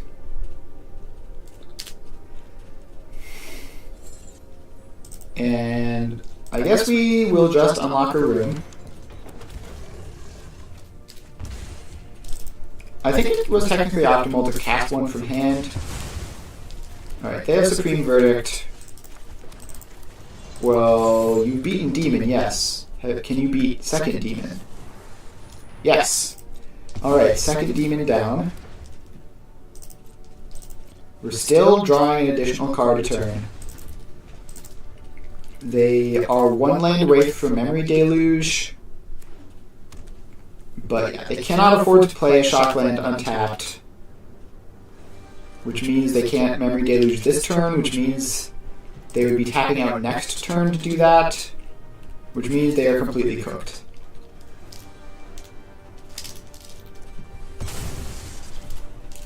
So they have nothing. I'm going to get a basic out of my deck and jam the next Unholy Annex. I guess I will Blood Token through the Sulphurous Springs, just because it is definitely bad. I don't think it's necessary to do, but always gotta play. Alright, Double Shielded is pretty good. I'm just gonna cast another Ritual Chamber. So now they're gonna be at 2. I have a Mutavault. So this 1 card plus Memory Deluge. Alright. So they need a land plus a 1 mana thing that beats Demon plus second. Demon plus Mutavault plus Shielded is basically what they would have needed there. Alright, we're up into Diamond. We have been crushing it today.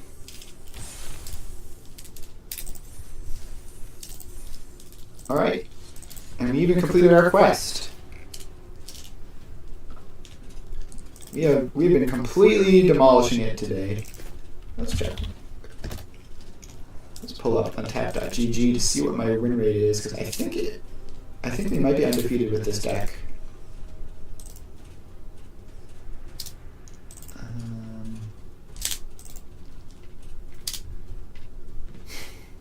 Yep.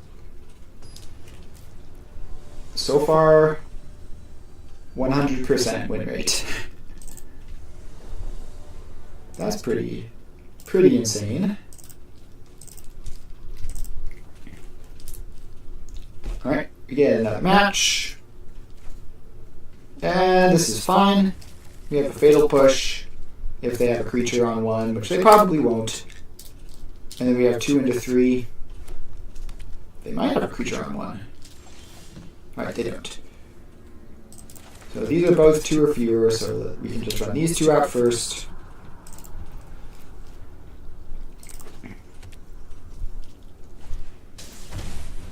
Alright, Burning Tree Emissary, which means we do get value out of our Fatal Push. Alright, let's kill the Burning Tree Emissary so that it doesn't... so no funny business happens. That's a 2/2 haste. And Blood Tithe Harvester as a blocker might do some work. Also could just be removed. I think this is our first time playing against an aggressive deck today. Alright, and they do have Play with Fire to clear out my Harvester. Withering Torment is not the removal spell you want to see. I think we pass and go for the throat.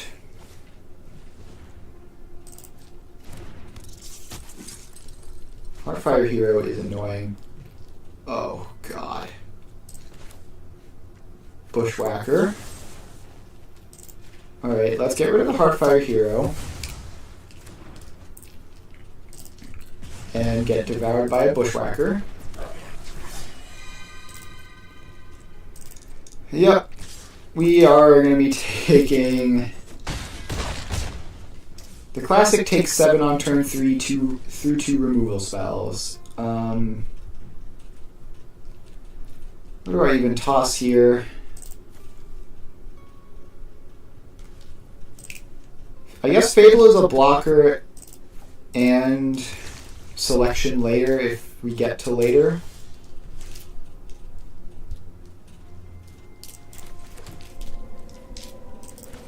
So I'm going to put out a 2/2 blocker. And if they have any burn spell, another Play with Fire kills me. I'll block a random Coyote. So they didn't have the Play with Fire. Oh, Atrax's Command. Great. That's fun. Not Atrax's Command, Atarka. Surprisingly similar names, those two. Alright, Anger the Gods in. Hit is 2 consumes all in. Removal in. Withering Torment, I cannot spare 2 life. Is this cut Unholy Annex? If it works, it is the life gain that I need to stabilize. I think it's probably Fable out. Like a 3-mana 2/2 blocker that'll eventually maybe become another 2/2 blocker just seems abysmal. Duress could grab like an Atarka's Command or something, but I think we trim a Duress for an Extinction event. Just like as a sweeper, I think the Duresses are better than the other cards in the sideboard at this point.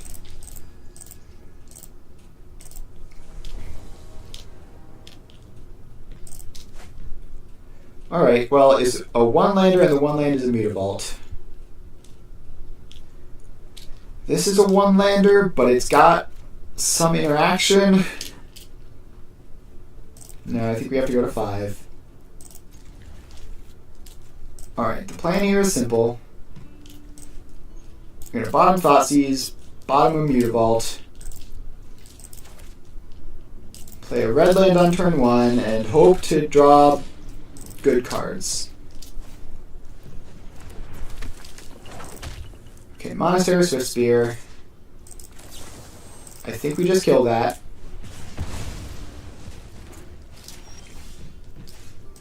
Alright, we do find a swamp.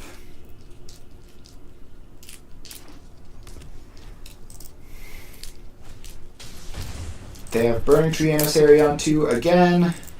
Let me guess, another Coyote. No, Bushwhacker. Alright, well, that's a scary card that isn't being as scary as it could be. I think I played Blood Crypt tapped, and then next turn I can Unholy Annex Mutavault gain 2. Or, no, it's probably better to Shieldred. Gain 2 plus have a big blocker.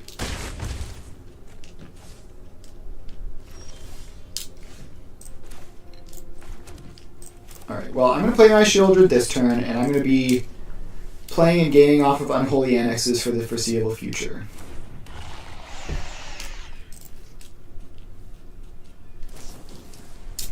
Alright, Play with Fire, I'm at 6. So they attack me with their 2 creatures. I block 1, go to 4. So I'm very close to dead. Shaper's Sanctuary is not really what they want. No attacks. I get to untap. And now we take over the game and gain a bunch of life. Meter Vault up. Pass the turn. And gain a bunch of life up to 12. And I'm just going to be doing this again for the foreseeable future. The next turn I'll play another Unholy Annex, gain even more life. It might be worth... Well, we'll see what cards they play. Yeah. Alright. So it might have been worth unlocking Ritual Chamber next turn instead of playing another Annex. Because a 6/6 is... The problem with playing another Annex is they play with Fire the Meter Vault. I take 4. And I'm not gaining life at all. The Shieldred helps with that, of course. But it's still very dicey, whereas just having a 6/6, it walls their creatures. It would have walled their creatures even better than just Shieldred alone, and it would have made it almost impossible. Like, there's nothing I can think of that they would be playing that would be dealing 6 damage, or otherwise removing my guy. Alright.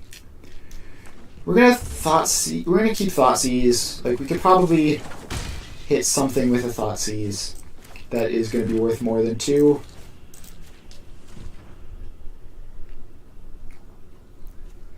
Like, this is gonna be worth 3. Double Burning Tree Emissary. So this is kind of just like their nut draw. I think we have to take a Burning Tree Emissary to slow them down. It sucks, but you gotta do what you gotta do. So they can go Burning Tree Plot or Burning Tree Bushwhacker, which is even worse. They top decked that.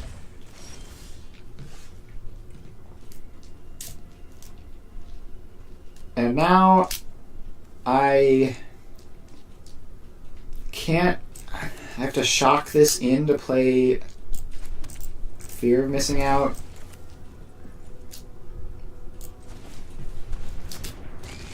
And they just have the Monstrous Rage. Yeah, I mean, this is just very bad. Alright, Fatal Push plus Torch the Tower. If I live to see my next turn, which I very much think I won't, then we might stabilize. So this is keeping Monstrous Roll up. I'm pretty sure I'm dead here. So I'm taking like 2, 3, 4, 5, 6, 7, 8. Yep. Yep. If the Blood Crypt had been a different land, I would have gone to 1 there, and then maybe it's possible to come back from that, but our perfect record is broken.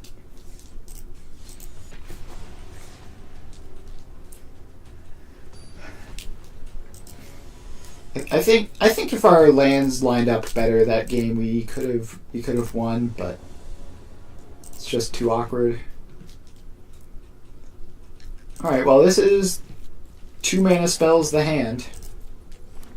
Tap land on 1. Probably Fear of Missing Out on 2, followed by Blood Tithe Harvester. All right, it's another aggro deck.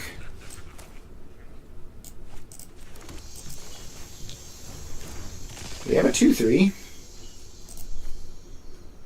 And Thoughtseize, not great against aggro.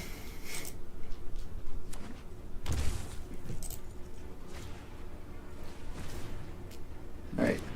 Swift Spear plus Fatal Push is very good for them.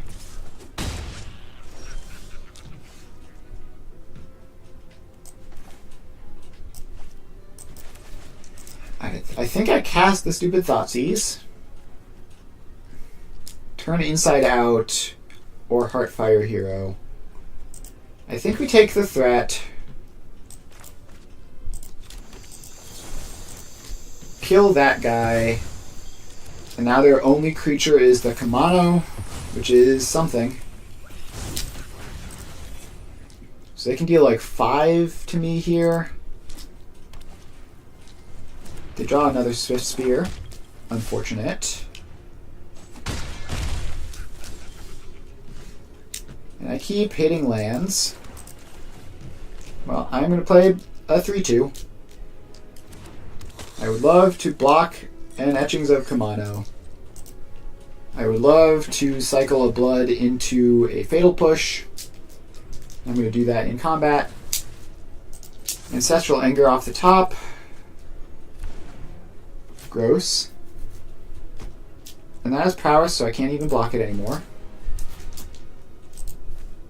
Get rid of the land that hurts me. I only have single red, but that's like probably fine. So I can't block that and kill it. So I'm going to have to block the Etchings of Kamano. Let them turn it inside out.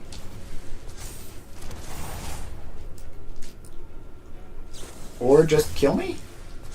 I didn't realize they had 2 mana out. It doesn't matter, there's nothing I could do about that. Alright, Anger in. Hitotsugu consumes all in. Annoyance Affliction in. Thoughtseize out. Duress out.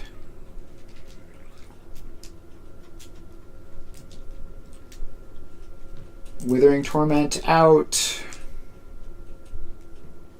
If we take Extinction Event, Liliana, and a Duress. Duress is pretty terrible, but not like completely useless. Like, Thoughtseize is just actively counterproductive.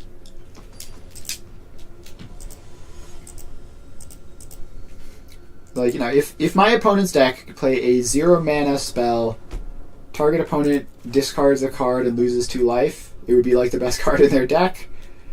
So I don't feel like giving that to them for free. This hand would be nuts if this were a red source.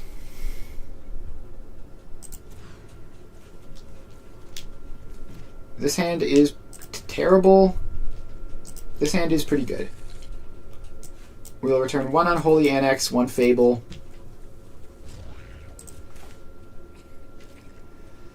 Play a tap land. Question is which tap land. Hopefully I'll draw another land and this will be becoming untapped down the line.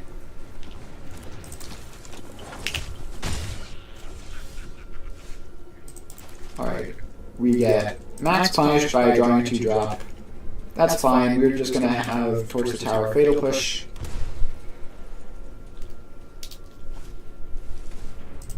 Shock in, hard cast a Slick Shot Show Off.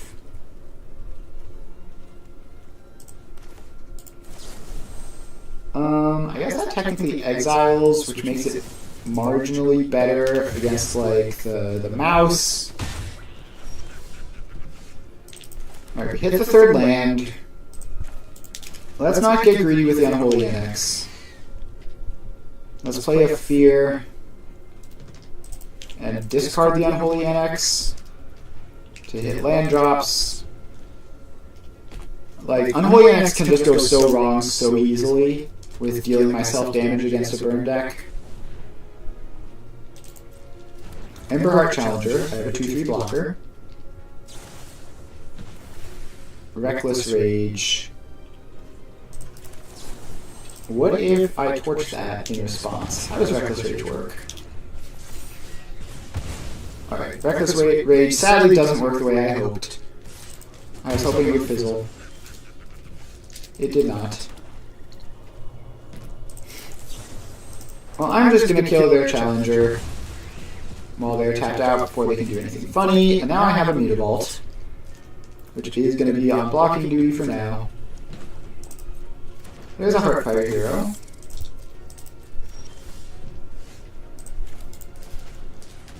Well, Fable the Mirror Breaker, get me a Goblin Shaman to block.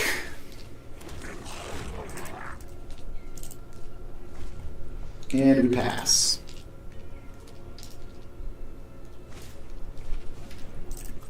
Alright, there's the Kumano. It's a bit late for it.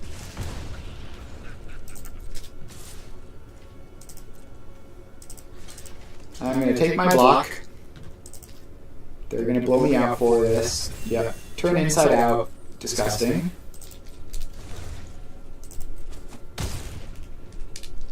So now that dies and deals 5 to me. And they also manifest Dread. Alright. They lose a fling. That's something. Alright, I get a land, which I'm going to discard. Find a land anyway. I will play it and pass. So we're in trouble. Oh! Hazard the Fervent. Fun. I do love it when my opponent plays Hazard the Fervent against me. Well, I will block that.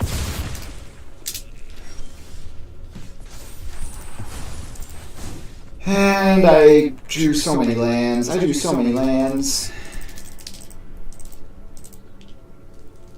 And opponent had Hazard the Fervent, which is ridiculous.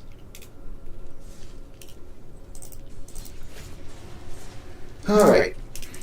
Let's do another one. We've lost to aggro decks twice in a row. So I would love to either win against an aggro deck or play against more dirtily mid-range control decks. This hand is pretty good.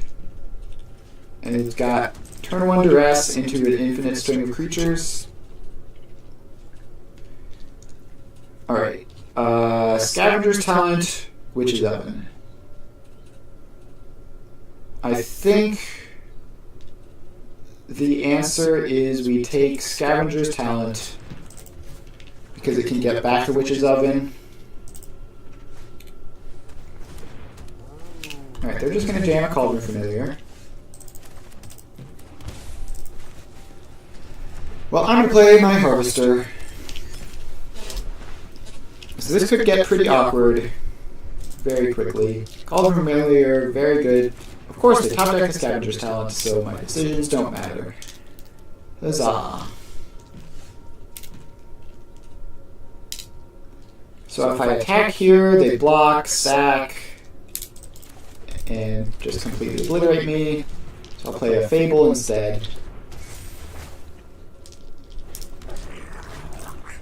No point attacking into their fun and interactive Magic the Gathering card.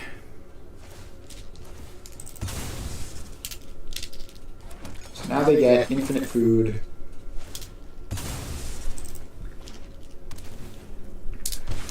And ping me.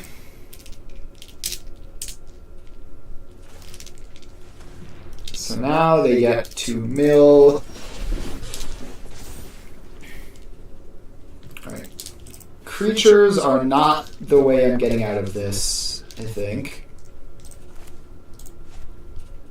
Fear of missing out might potentially do the trick.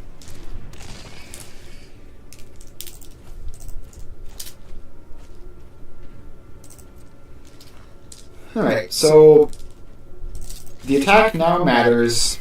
So I get a treasure token, and one of my creatures will connect.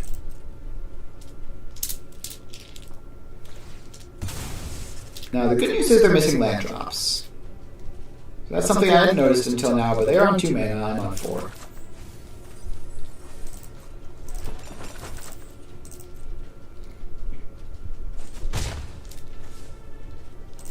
Alright.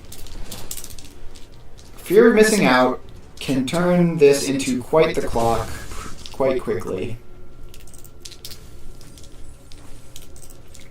The bad news is they can they have enough food now that they can just burn through them, like Cauldron Familiar, block, actually have it resolve. Their own Blood Tithe Harvester. Second Familiar. Brutal.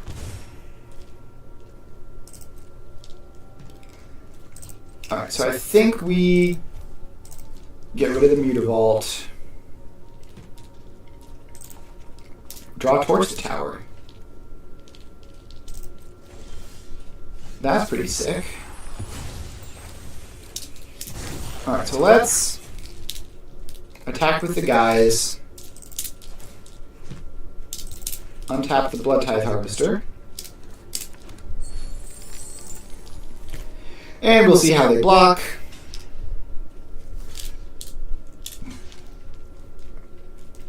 Alright. I think we Fatal Push the Harvester to keep our fear of missing out, because it's definitely like the best card in the deck. Now they will go to sack one. And we can torch the other. Alright. That is one cat down.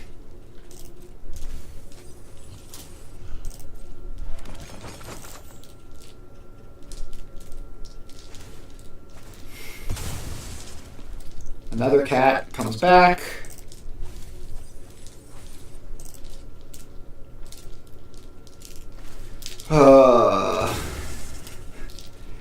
If there were a deck that could attack through cats, like, this could potentially do it, but it just seems so unlikely. Yeah, they're just milling themselves a huge amount.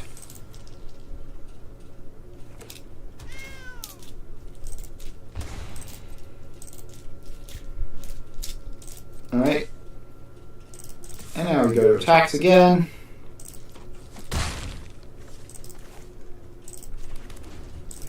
And we play a land. I might have wanted to channel that for 2 more points of damage a turn. It's hard to say.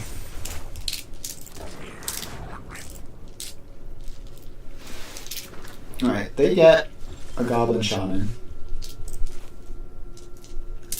Thoughtseize is decent. They're almost certainly holding spells. I think I take the Fable. I activate Fable, targeting Blood Tithe Harvester.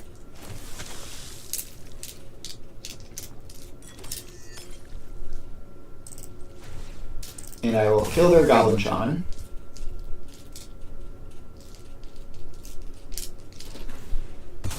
Which they will sack in response, of course. Croxa in the yard. Alright, now we go to combat. Fear of missing out untaps the Reflection.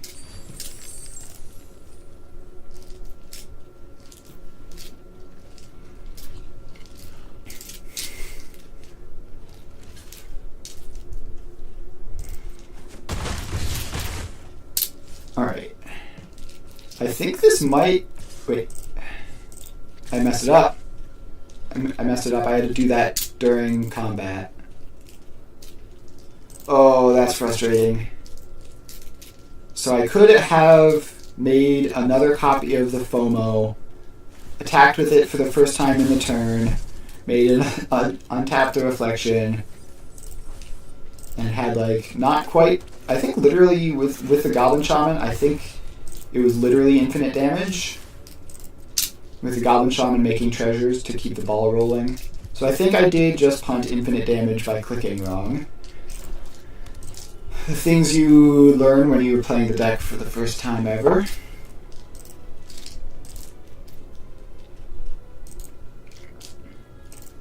But as long as they don't do anything too crazy like kill me, which they very well might.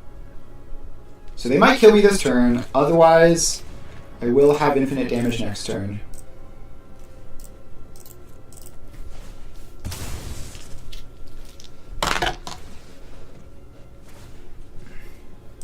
Alright, so they've leveled up the Scavenger's Talent, and they're going to try to go for their own combo with Igra.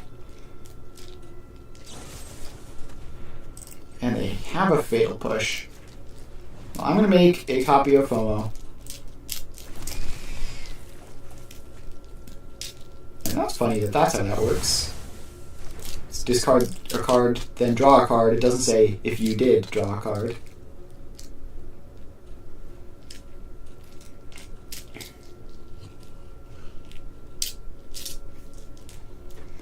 Alright, so I had infinite damage, I punted it, and now I'm going to lose because I just did not understand how the magic interface worked.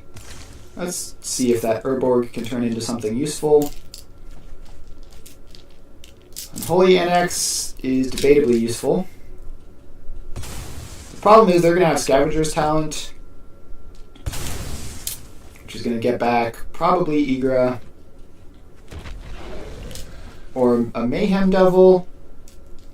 Yeah, Mayhem Devil plus a billion food.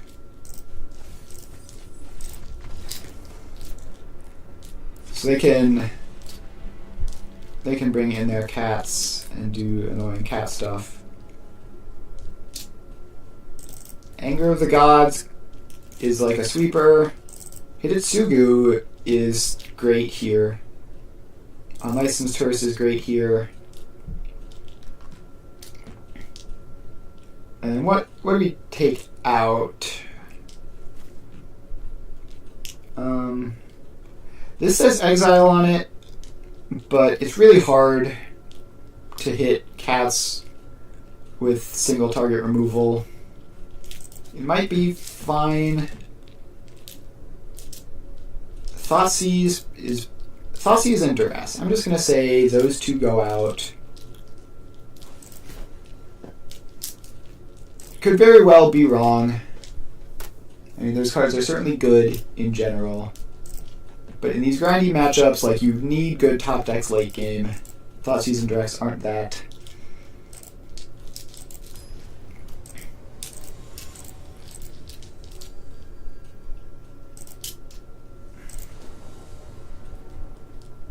Play first. Yeah, I mean, this is fine. It's fear of missing out into Unholy NX or Anger, depending on their start.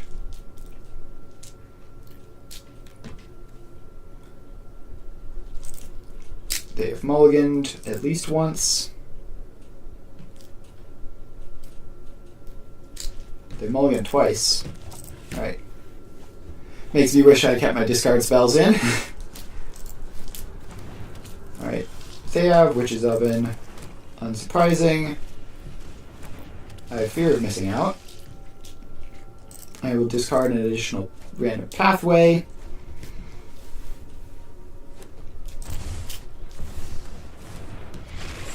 Kroxa. I think I discard Anger of the Gods because I'm looking like I'm going to be having creatures in play for most of this game.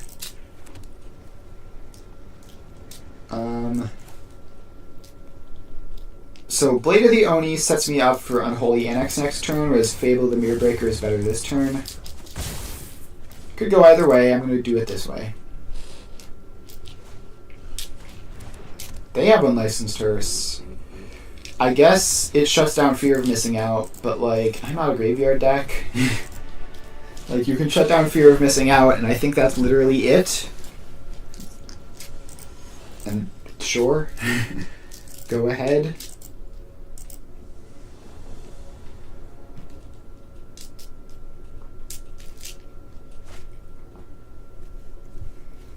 Alright, this is just a lot of lands. This is pretty good.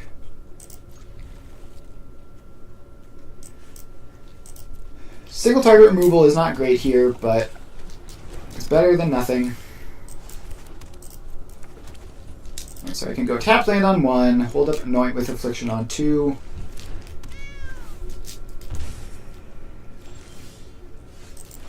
Alright, pass. They're playing around removal for their familiar. Makes sense. And this is why single target removal is not good against their deck. Like, they just can constantly swap zones around. Alright, so they're Deadly Disputing to get a treasure instead of getting a food.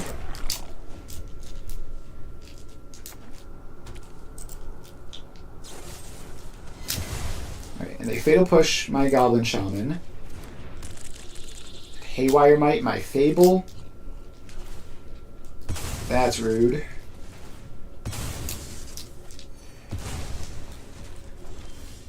now I don't have a 4th land. I'm going to play my Unholy Annex to try to draw my 4th land for next turn, but we do hit a tap land. We do hit a tap land off the Annex, so we're fine-ish. Play the tap land. And pass. I still don't have a demon. Alright, there's the Mutavault. That is fantastic. Although it's going to be questionable about whether it'll actually stay alive. I think I'd push that just to save a couple of life. And they can Witch's Oven and get the cat loop started. But if they bring the cat in now, the oven is tapped. Alright. Deadly Dispute, even more value. Another oven.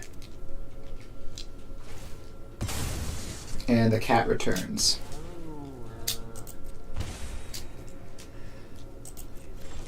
Alright.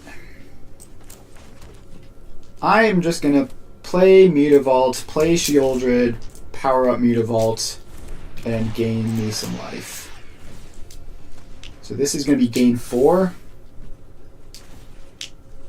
Assuming the Mutavault and Sheoldred both live, which they do.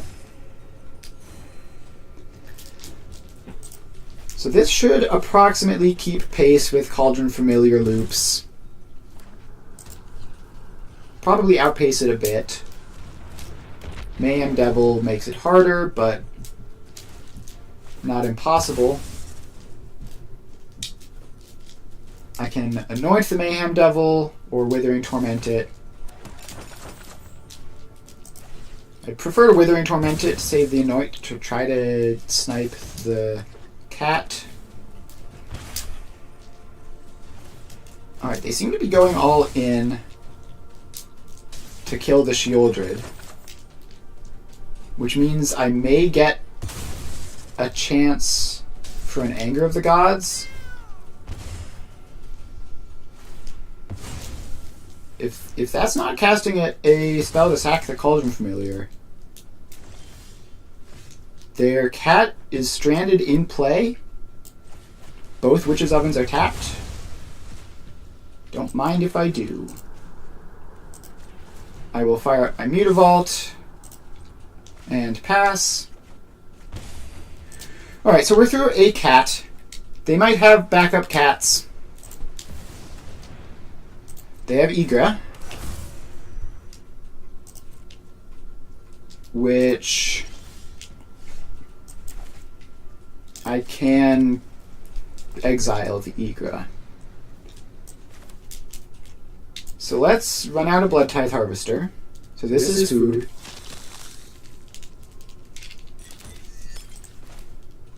Now I can... Wait, no, that's force. So I can't exile it. I can Withering Torment it.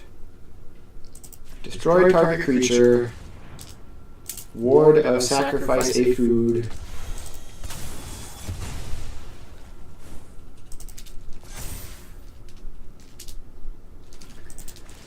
So that is Igra down for now. It is just in the graveyard, so it can potentially come back. But we're going to keep drawing cards and gaining life.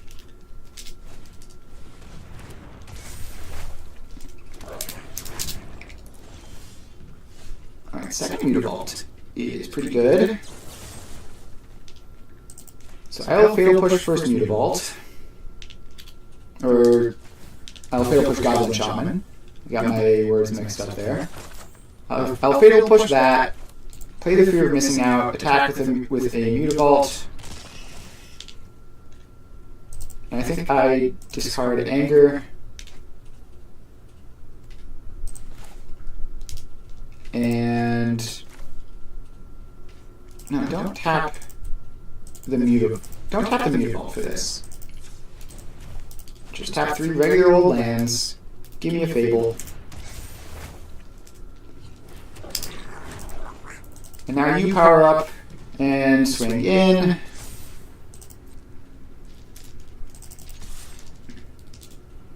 And please don't have an ambush viper, I guess. Alright. And Hidetsugu consumes all. Can get rid of all of their food and their witches' ovens. Alright. They've claimed the firstborn, so they're going to get a couple of attacks, and they're going to kill my fear of missing out. I'm going to be Hidetsugu consumes all on my turn, so I don't mind chumping to gain 2 life with a creature that would have died anyway. Deadly Dispute to give them value is pretty good for them.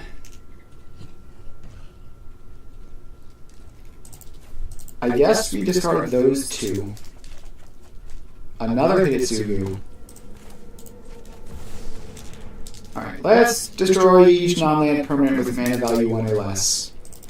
Goodbye ovens, goodbye food. You can gain some life in response.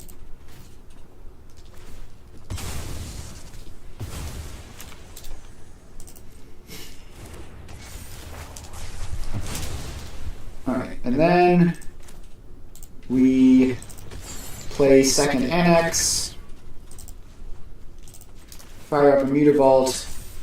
If Auto Tapper wasn't cursed, I think I could have fired up a second. No, I didn't have enough mana to fire up a second Mutavault. Alright, so now we get to draw a bunch of cards and drain my opponent a bunch.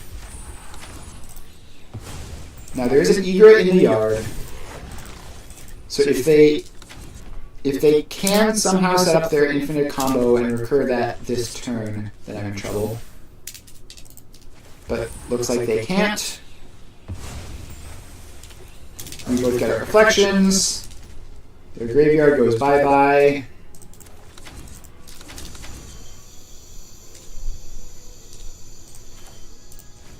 I'll play a Harvester, I guess.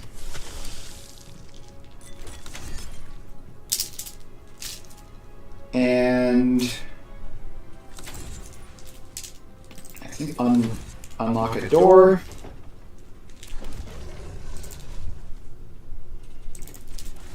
And fire up the Mutavault just to be sure.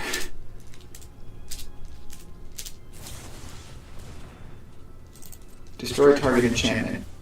Which one did they destroy? One of the annexes. And Fatal Push the demon. I still have my Mutavault. And I drew another Unholy Annex. And they just draw a land. Yeah, so I get to untap with Reflection, Blood Tithe Harvester, kill their Reflection, and it's pretty much just completely over. Alright, that was a good match.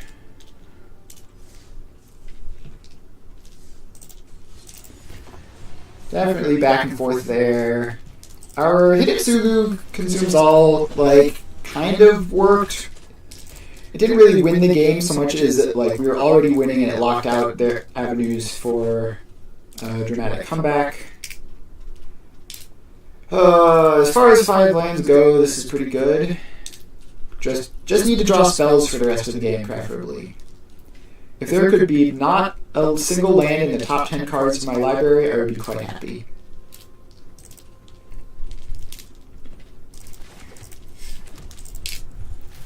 Alright.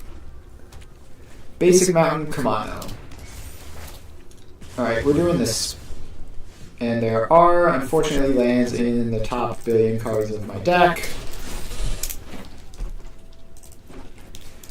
So they're going to play the creature, I'm going to Fatal Push it. Yep. Goodbye. Please, non-land. Technically a non-land.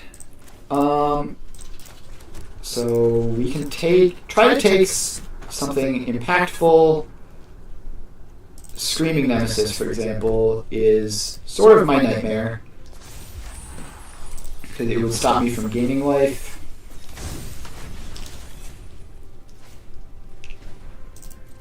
Yep, Heartfire Hero.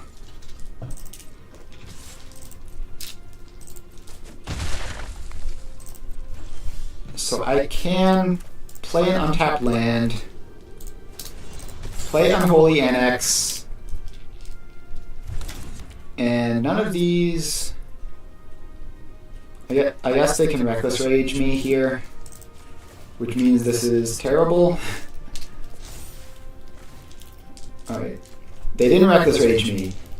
I managed to get away with it. They would have had to kill one of their own creatures to do it, but it would have dealt 2 to me immediately, and also just like straight up Stone Rained me.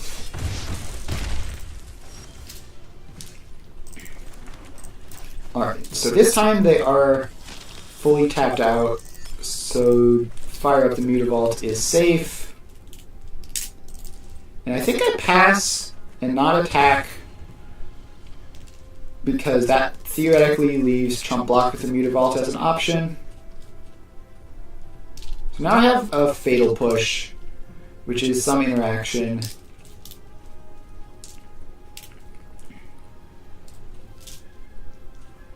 I would love for them to just, like, cast a Monstrous Rage. Alright, Infuriate doesn't require me to immediately respond. I want them to commit more onto the Emberheart Challenger for when I Fatal Push it. And I think I blocked the Heartfire Hero, because it's gotta be blocked sometime. May as well be now.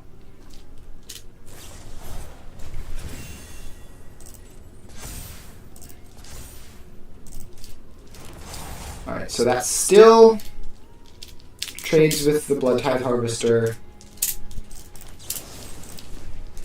I will gain 7.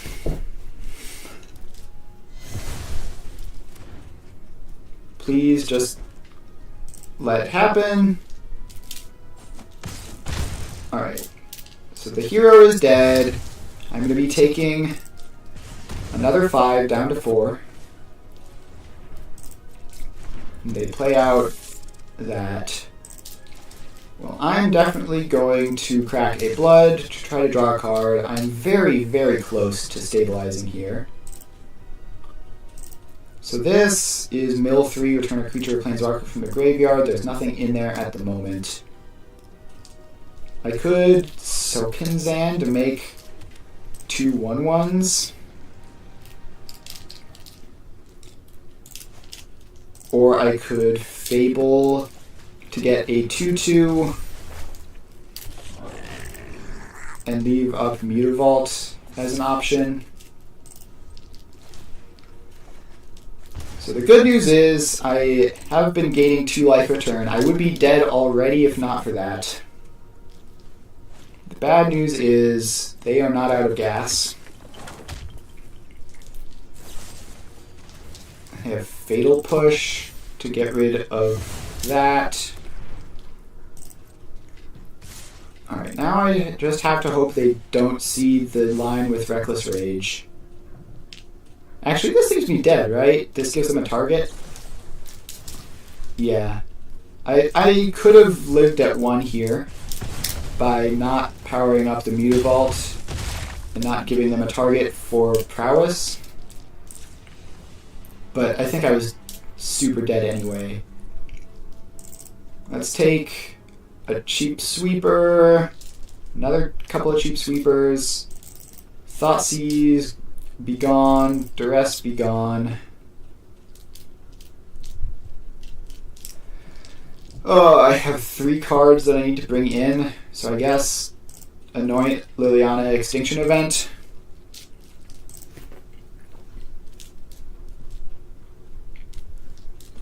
It's... yeah, aggro decks seem difficult to beat. But possible, though. Like, if I had a sweeper in that game, like if I had been main decking Anger the Gods and happened to draw it, I think I probably would have won. Like, I do gain life, the scary thing is Screaming Nemesis, which could stop me from gaining life.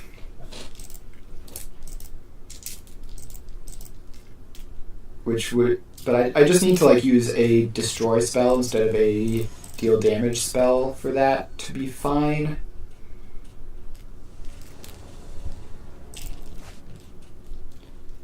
Alright.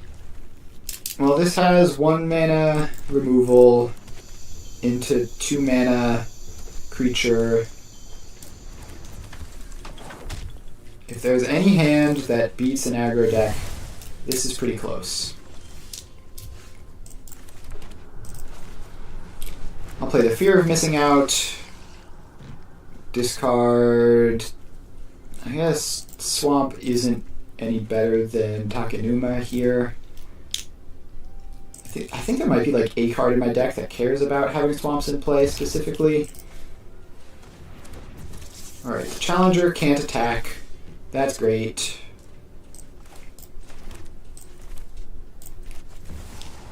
I'm going to play another creature and kill the Challenger while I can.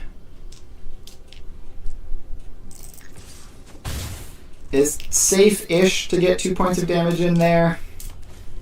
It's not like incredibly safe, but I have 5 power in play, they don't. They're bringing in Thoughtseize. That seems wrong. Alright, well, I think we're on aggro 'em out plan. And Shieldred works on both plans.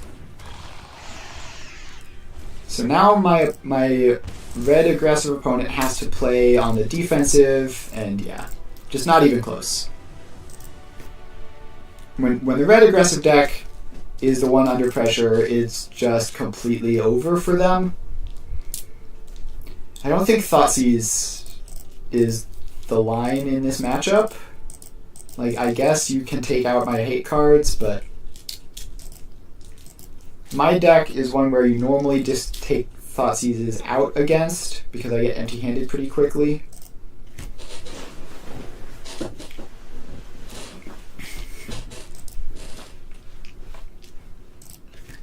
Right, opponent seems to be reevaluating their sideboarding decisions. Maybe they've come to the conclusion that Thoughtseize is bad.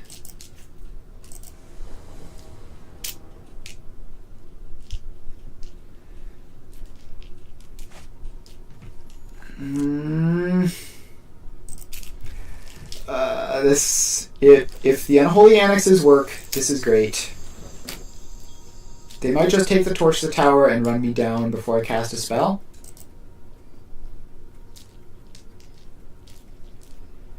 That's what I would try to do. Yeah, that's what they're trying to do.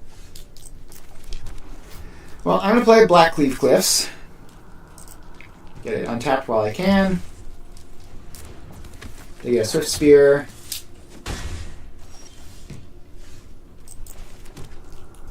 Alright, well, I have Anoint with Affliction.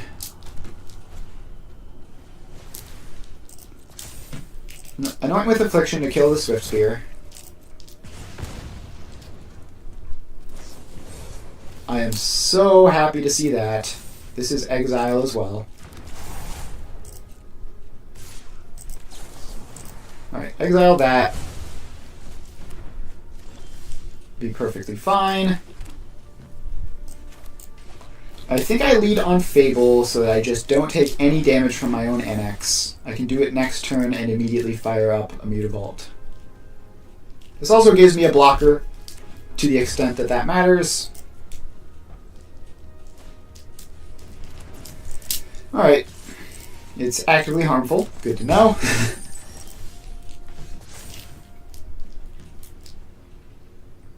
Let's see here. I think I just discard a single Blood Crypt. I get an untapped land for it. I think I attack to get a treasure.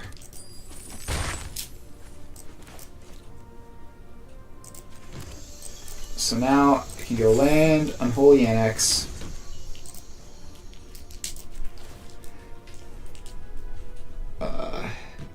No, don't. Tap the Mutavault for his own ability, don't crack the treasure. So now I have Fatal Push up. So yeah, the difference here basically between just holding this back is I have Fatal Push available versus... Alright, Screaming Nemesis, great. This is exactly what I wanted. Target that. Yes. Trigger Revolt.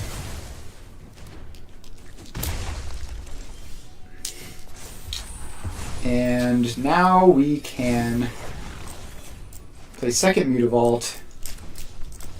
And they can see, yeah, so they knew about the second Rich Unholy Annex, which means that I was just going to be gaining 4 a turn, and your red aggressive deck cannot win if your opponent is gaining 4 life a turn while you're empty-handed. Alright. We managed to beat an aggressive deck. I feel like we got a little bit lucky. Also, I feel like they were playing... They didn't sideboard well, I feel.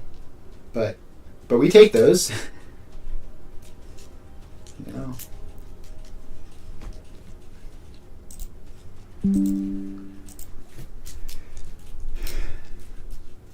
Alright, waiting for another opponent. Man, this stream has just flown by, huh? It's already 4:37.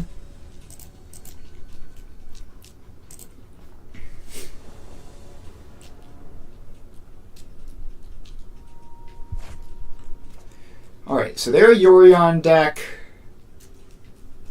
which probably means some combo nonsense, or at least like big mana ramp stuff. So we're probably going to lose this game 1.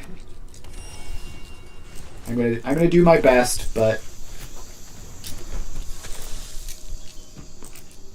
we just need to be really fast. Alright, Fatal Push means I think we lose game 1. They're just gonna do big explosive things that I don't think we can beat. I mean, we're gonna try, of course. I think we Unholy Annex first. And we find the Mutavault.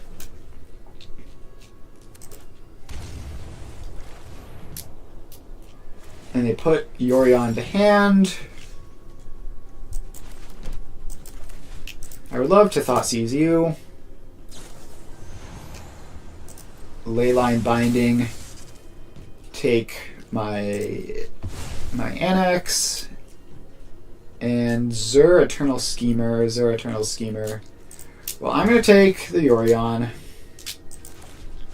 Play a Fable. Enchantment creatures have a billion keywords and non-aura enchantments. Okay, so they're just going to turn their Leyline Binding into like a 6/6 and obliterate me that way, or Overlord into a real creature. All right. Yeah, this is, we're just going to be brutalized here.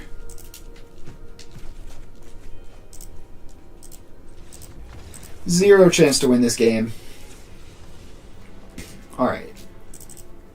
Anger of the Gods, Extinction Event, Liliana. Bankbuster, I guess, as value. We need to go down the early removal. Late removal is fine. But Fatal Push seems sketch. It hits the Zur. It doesn't really hit anything else. Torch the Tower hits probably literally nothing. They're probably not a graveyard-y focused deck. They probably don't have Lotus Field nonsense for Damping Sphere. So we're going to try this.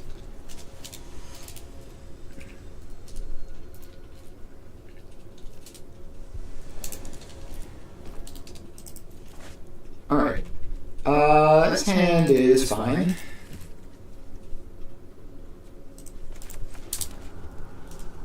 So the Verge doesn't actually add red with this hand, but it will eventually.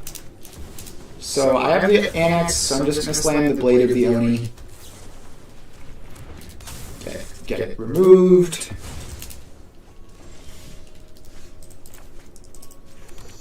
Now I think I probably duress Blood type Harvester. That's a lot of interaction. That's an Atraxa. I mean, all of these hit all of my... well, I guess I'll take a Vanishing Verse because I have Withering Torment. Withering Torment can beat the Leyline Binding, kind of.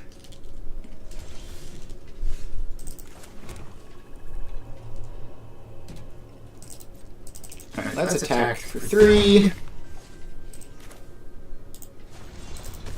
Play Unholy Annex. They don't have white mana for any of their spells, so that's fun.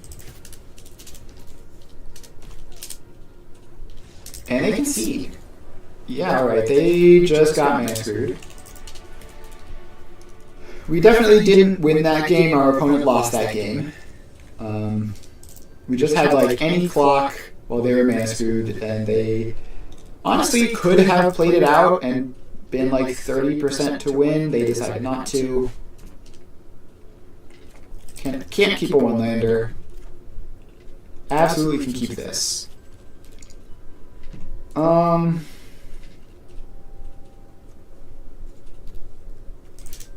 Probably Thoughtseize to the bottom. I want to keep my curve strong. Blade of the Oni. Alright, Agent of Treachery, Overlord of the Mistmores are the castable spells. Noted. Neither of... Let's see, what is this? That's 4, so it's not happening immediately.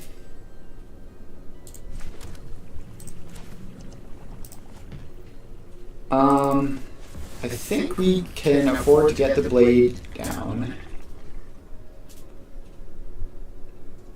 I do want to Thoughtseize the Overlord.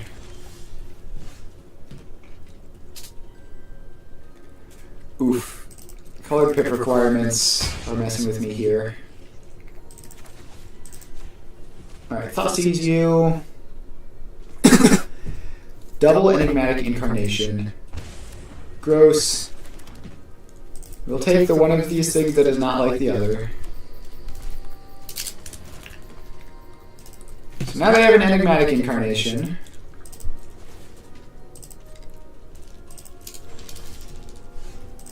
I have a tap land and an Annex.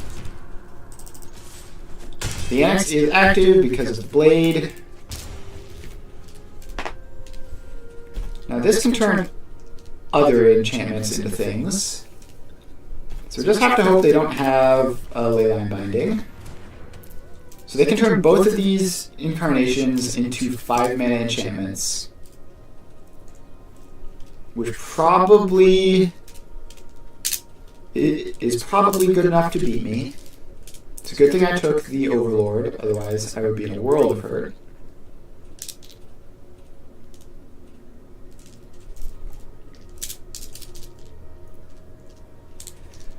So what 5-mana enchantments are you going to get? Other Overlords probably. I think the green one might technically be 5 mana.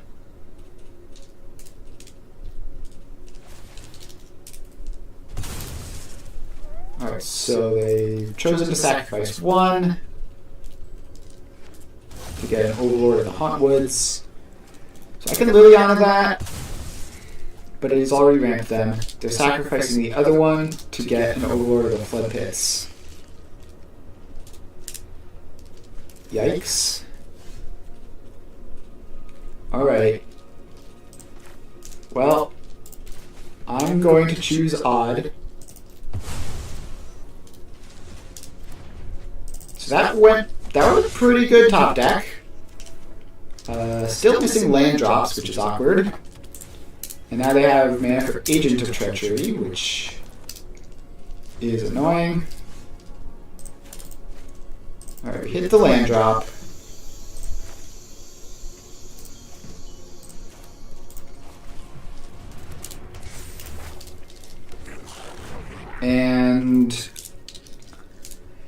Let's see. So they can like Yorion, Blink Agent.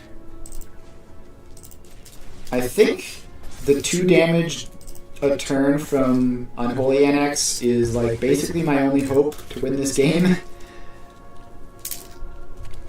Like I need to have the Mutavault fired up every turn. So yeah, because they can Yorion, Blink the Agent, grab probably my Annex. So yeah, now they're the Unholy Annex deck.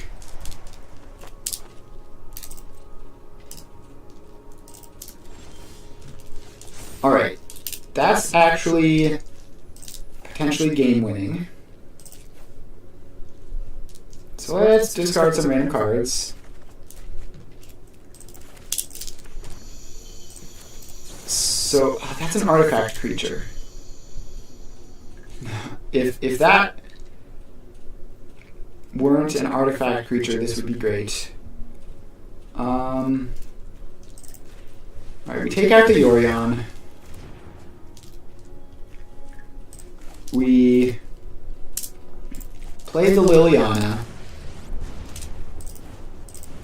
We make them sack a creature.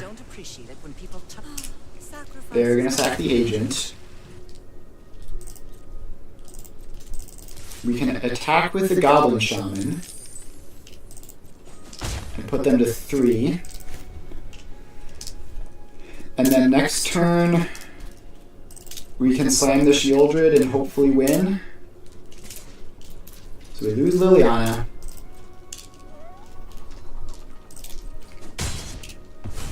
Sorry, I'm not interested in dying. This game is very close. But they're going to make a 6/6, probably. But so they make a 6/6, they go to 5. I attack them with 2 things. I attack them with Mutavault plus Goblin Shaman, put them back down to 3. Shieldred puts them to 1. Alright.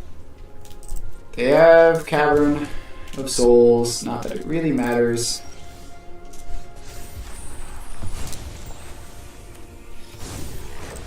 Alright, Duress, I would have killed for a removal spell.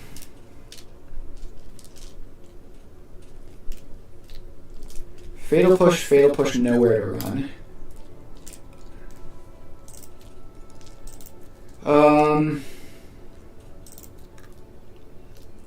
So they're not going to have anything leaving their battlefield this turn or potentially next turn.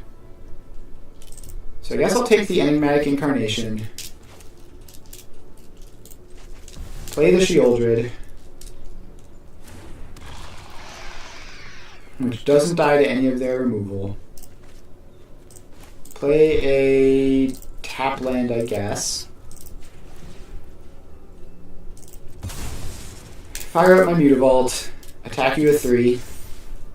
Or, I guess this just eats their removal spells out of their hand.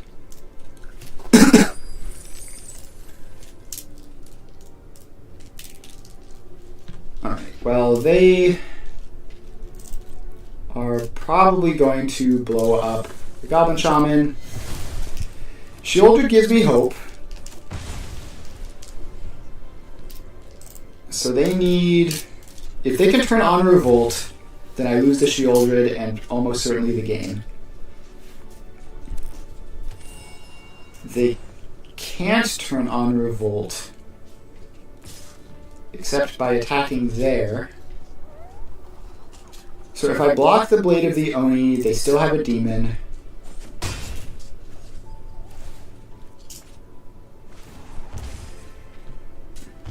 Alright, opponent.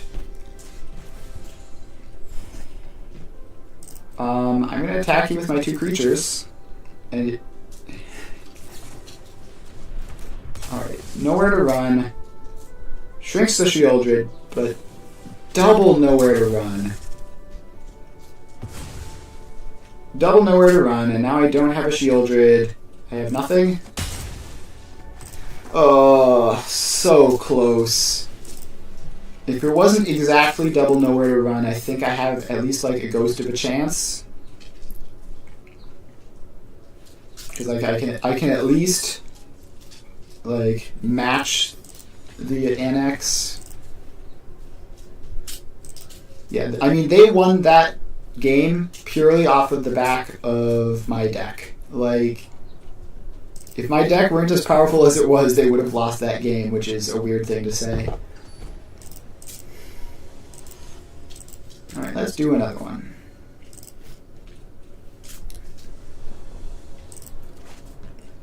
Alright, that's too many lands. That's too many spells. This is a good mix, but I've mulliganed to 5.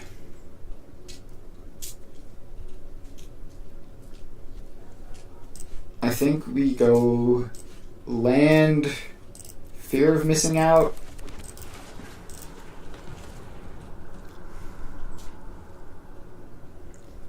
Alright. Kaya or Thoughtseize. I think I'm fine with them Thoughtseizing me.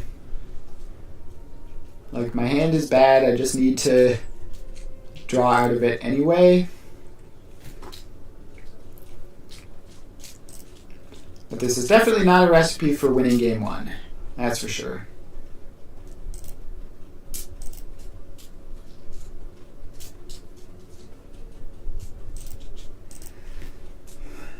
Alright, opponent. Just play a land and a Thoughtseize.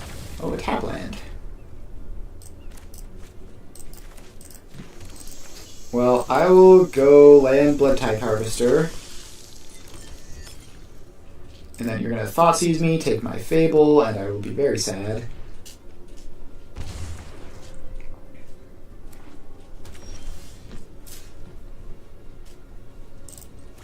Wait. No, not that. I mean, I need to activate the blood. I almost activated the wrong thing. So technically this doesn't work right now, but I have red mana anyway. So it's not a problem. Just take my non-shock land. Right, they had Yorion to hand. And now we get to learn if singular Bloodtithe Harvester can win the game. And the answer to that question, I already know it. The spoilers, the answer is no. Yep. So now I need to top deck an Annex in order to start drawing cards and have like any amount of value. But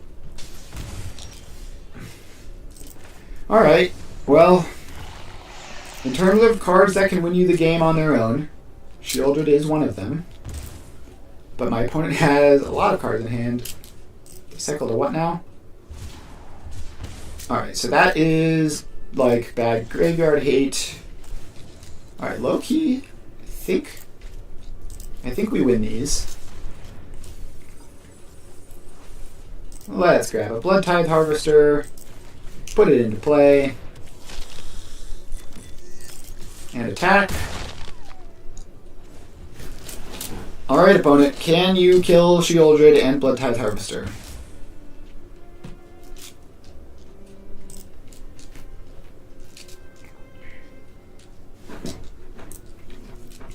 I think my opponent might have stumbled and died. So I'm mulliganed to 5, but they never hit a 4th land, whereas I just sort of drew the nuts off of the top every single turn. So they also have, like, objectively just bad cards in their deck. I assume that's for Ketramos, but, like, come on, man. Play good cards that work with Ketramos, not bad cards that work with Ketramos.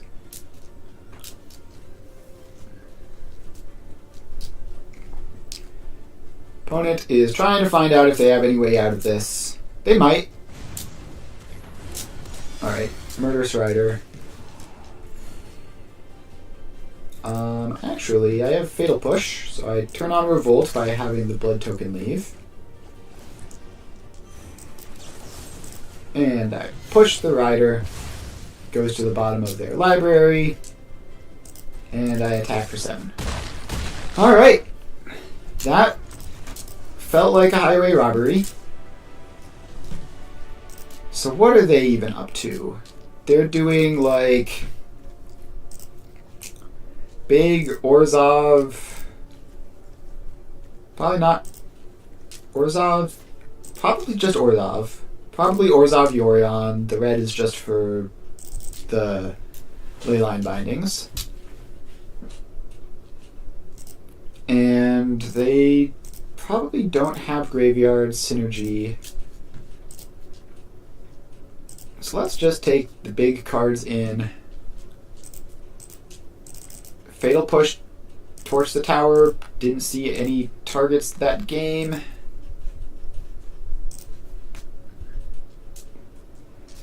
And we'll keep the larger removal spells in because they have like overlords and stuff.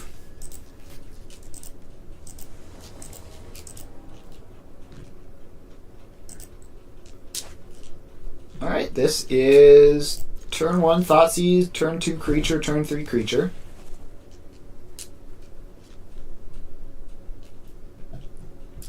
I would love to not have to Bloody Crypt shock myself on 1. Probably am going to. I think I will. It's probably not a huge deal. Alright. So they brought in just infinite sweepers.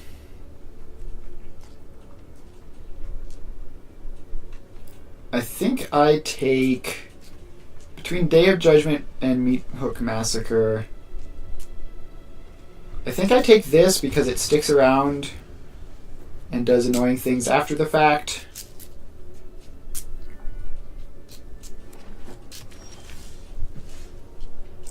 Alright, let's play a regular old land and a Blood Tithe Harvester. Now the trick is going to be getting them to Day of Judgment, but not be happy about having to Day of Judgment.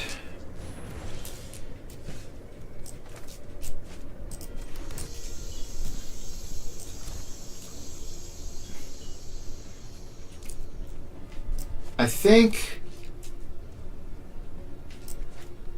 I probably FOMO pitch second Blood Tithe Harvester to draw a card. Didn't quite work out, but Blade of the Oni is a card that I'm probably going to want late game. Alright, we've done it. They have cast a Day of Judgment as just a 2-for-1. So let's cycle of blood. Get not much out of it. Tap land and Blade of the Oni. So I could invoke Despair. So I think this turn I'm going to shock in Blood Crypt, invoke Despair. So sacrifice your creature, and then you lose 4, I draw 2. Alright. That's fine. Another invoke Despair. Despair is being invoked whether you like it or not, opponent.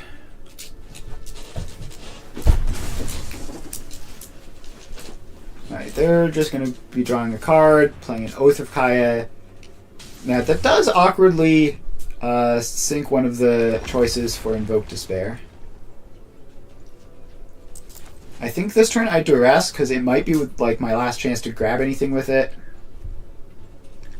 Let's take Elspeth's Nightmare, that's a lot of value.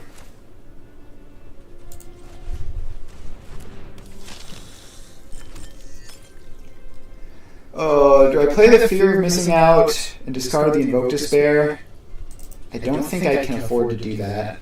I think the Invoke Despair is just too important. Alright, so there's the Yorion, which is going to kill my Blood Tithe Harvester.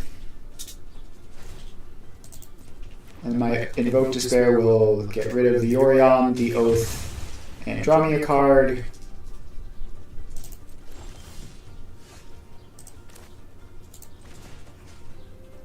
target you. So I only draw a single card off of this.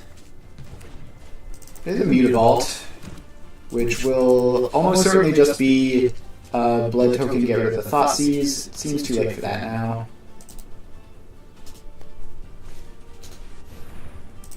Yeah, they're just running out of Skyclave Apparition for fun.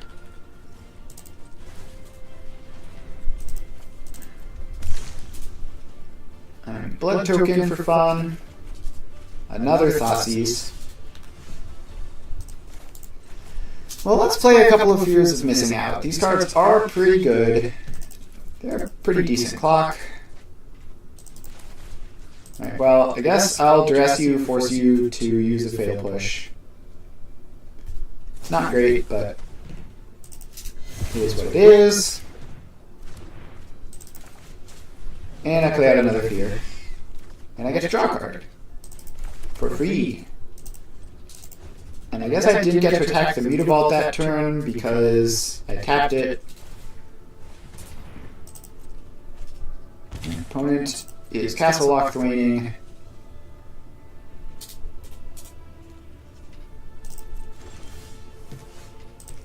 Fable is pretty great. Don't tap the Mutavaults. I'm going to be firing them up this turn. Just tap regular old lands.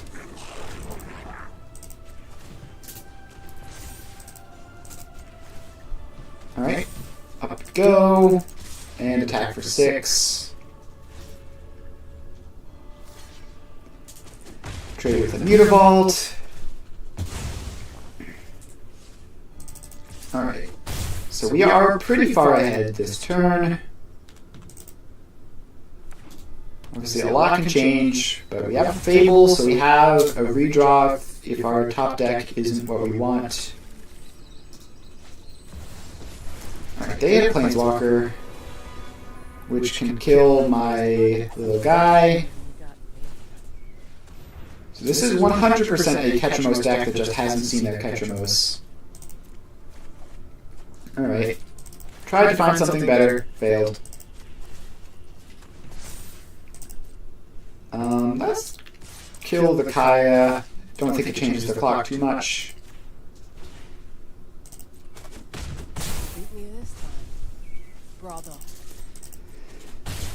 Alright, they are at 5. So if their hand is nothing, they die next turn. Arch of Orazca is almost nothing. Wandering Emperor, getting rid of the fear, is quite good. So I can attack that with the Mutavault to kill it. Now they can draw with Arch to not... I guess this gives them 2 mana available if they draw an instant, but they could have just not lost a life.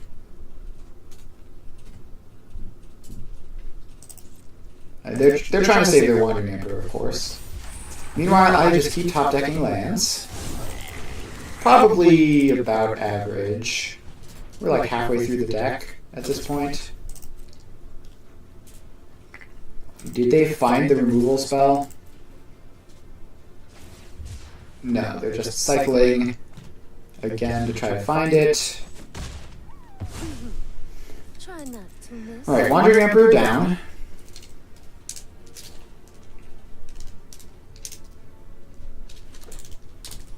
They do hit a land. That's great for me. They have like 2 more draws though. Arch of Orazca plus Castle Lochthwain. And they do have a card in hand. So drawing with Arch first means they probably don't intend to draw with the castle. Alright, another Fable. The Fables will continue until morale improves.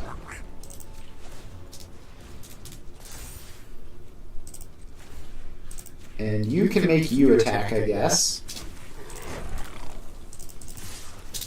So this gets me a treasure. Opponent is down to 2.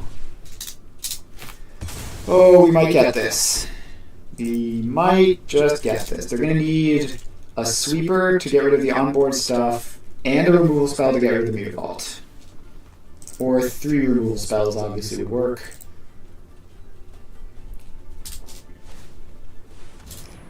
That is going to make finding the mana to do it all in one turn hard. I guess their sweeper could gain them life. Their sweeper could gain them life. I don't know. I can't think of like what it would be though. I think we probably have this. I feel like they'd have to get incredibly lucky to win this. Yeah. They didn't top deck what they needed. And the game is over. And I have won. Alright.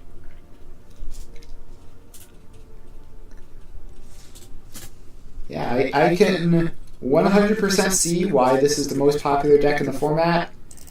It's really good. I won a lot of games, and it was also fun. Like, a lot of the games I lost was because I made interesting mistakes. So yeah, probably be playing this a lot more in the future. I'm not going to completely abandon Is It Phoenix. It'll be back every so often, but yeah, make sure to follow if you've been enjoying. I'll be back tomorrow. It's Thursday, right? Yeah, I'll be back tomorrow for Satisfactory, and then Tuesday for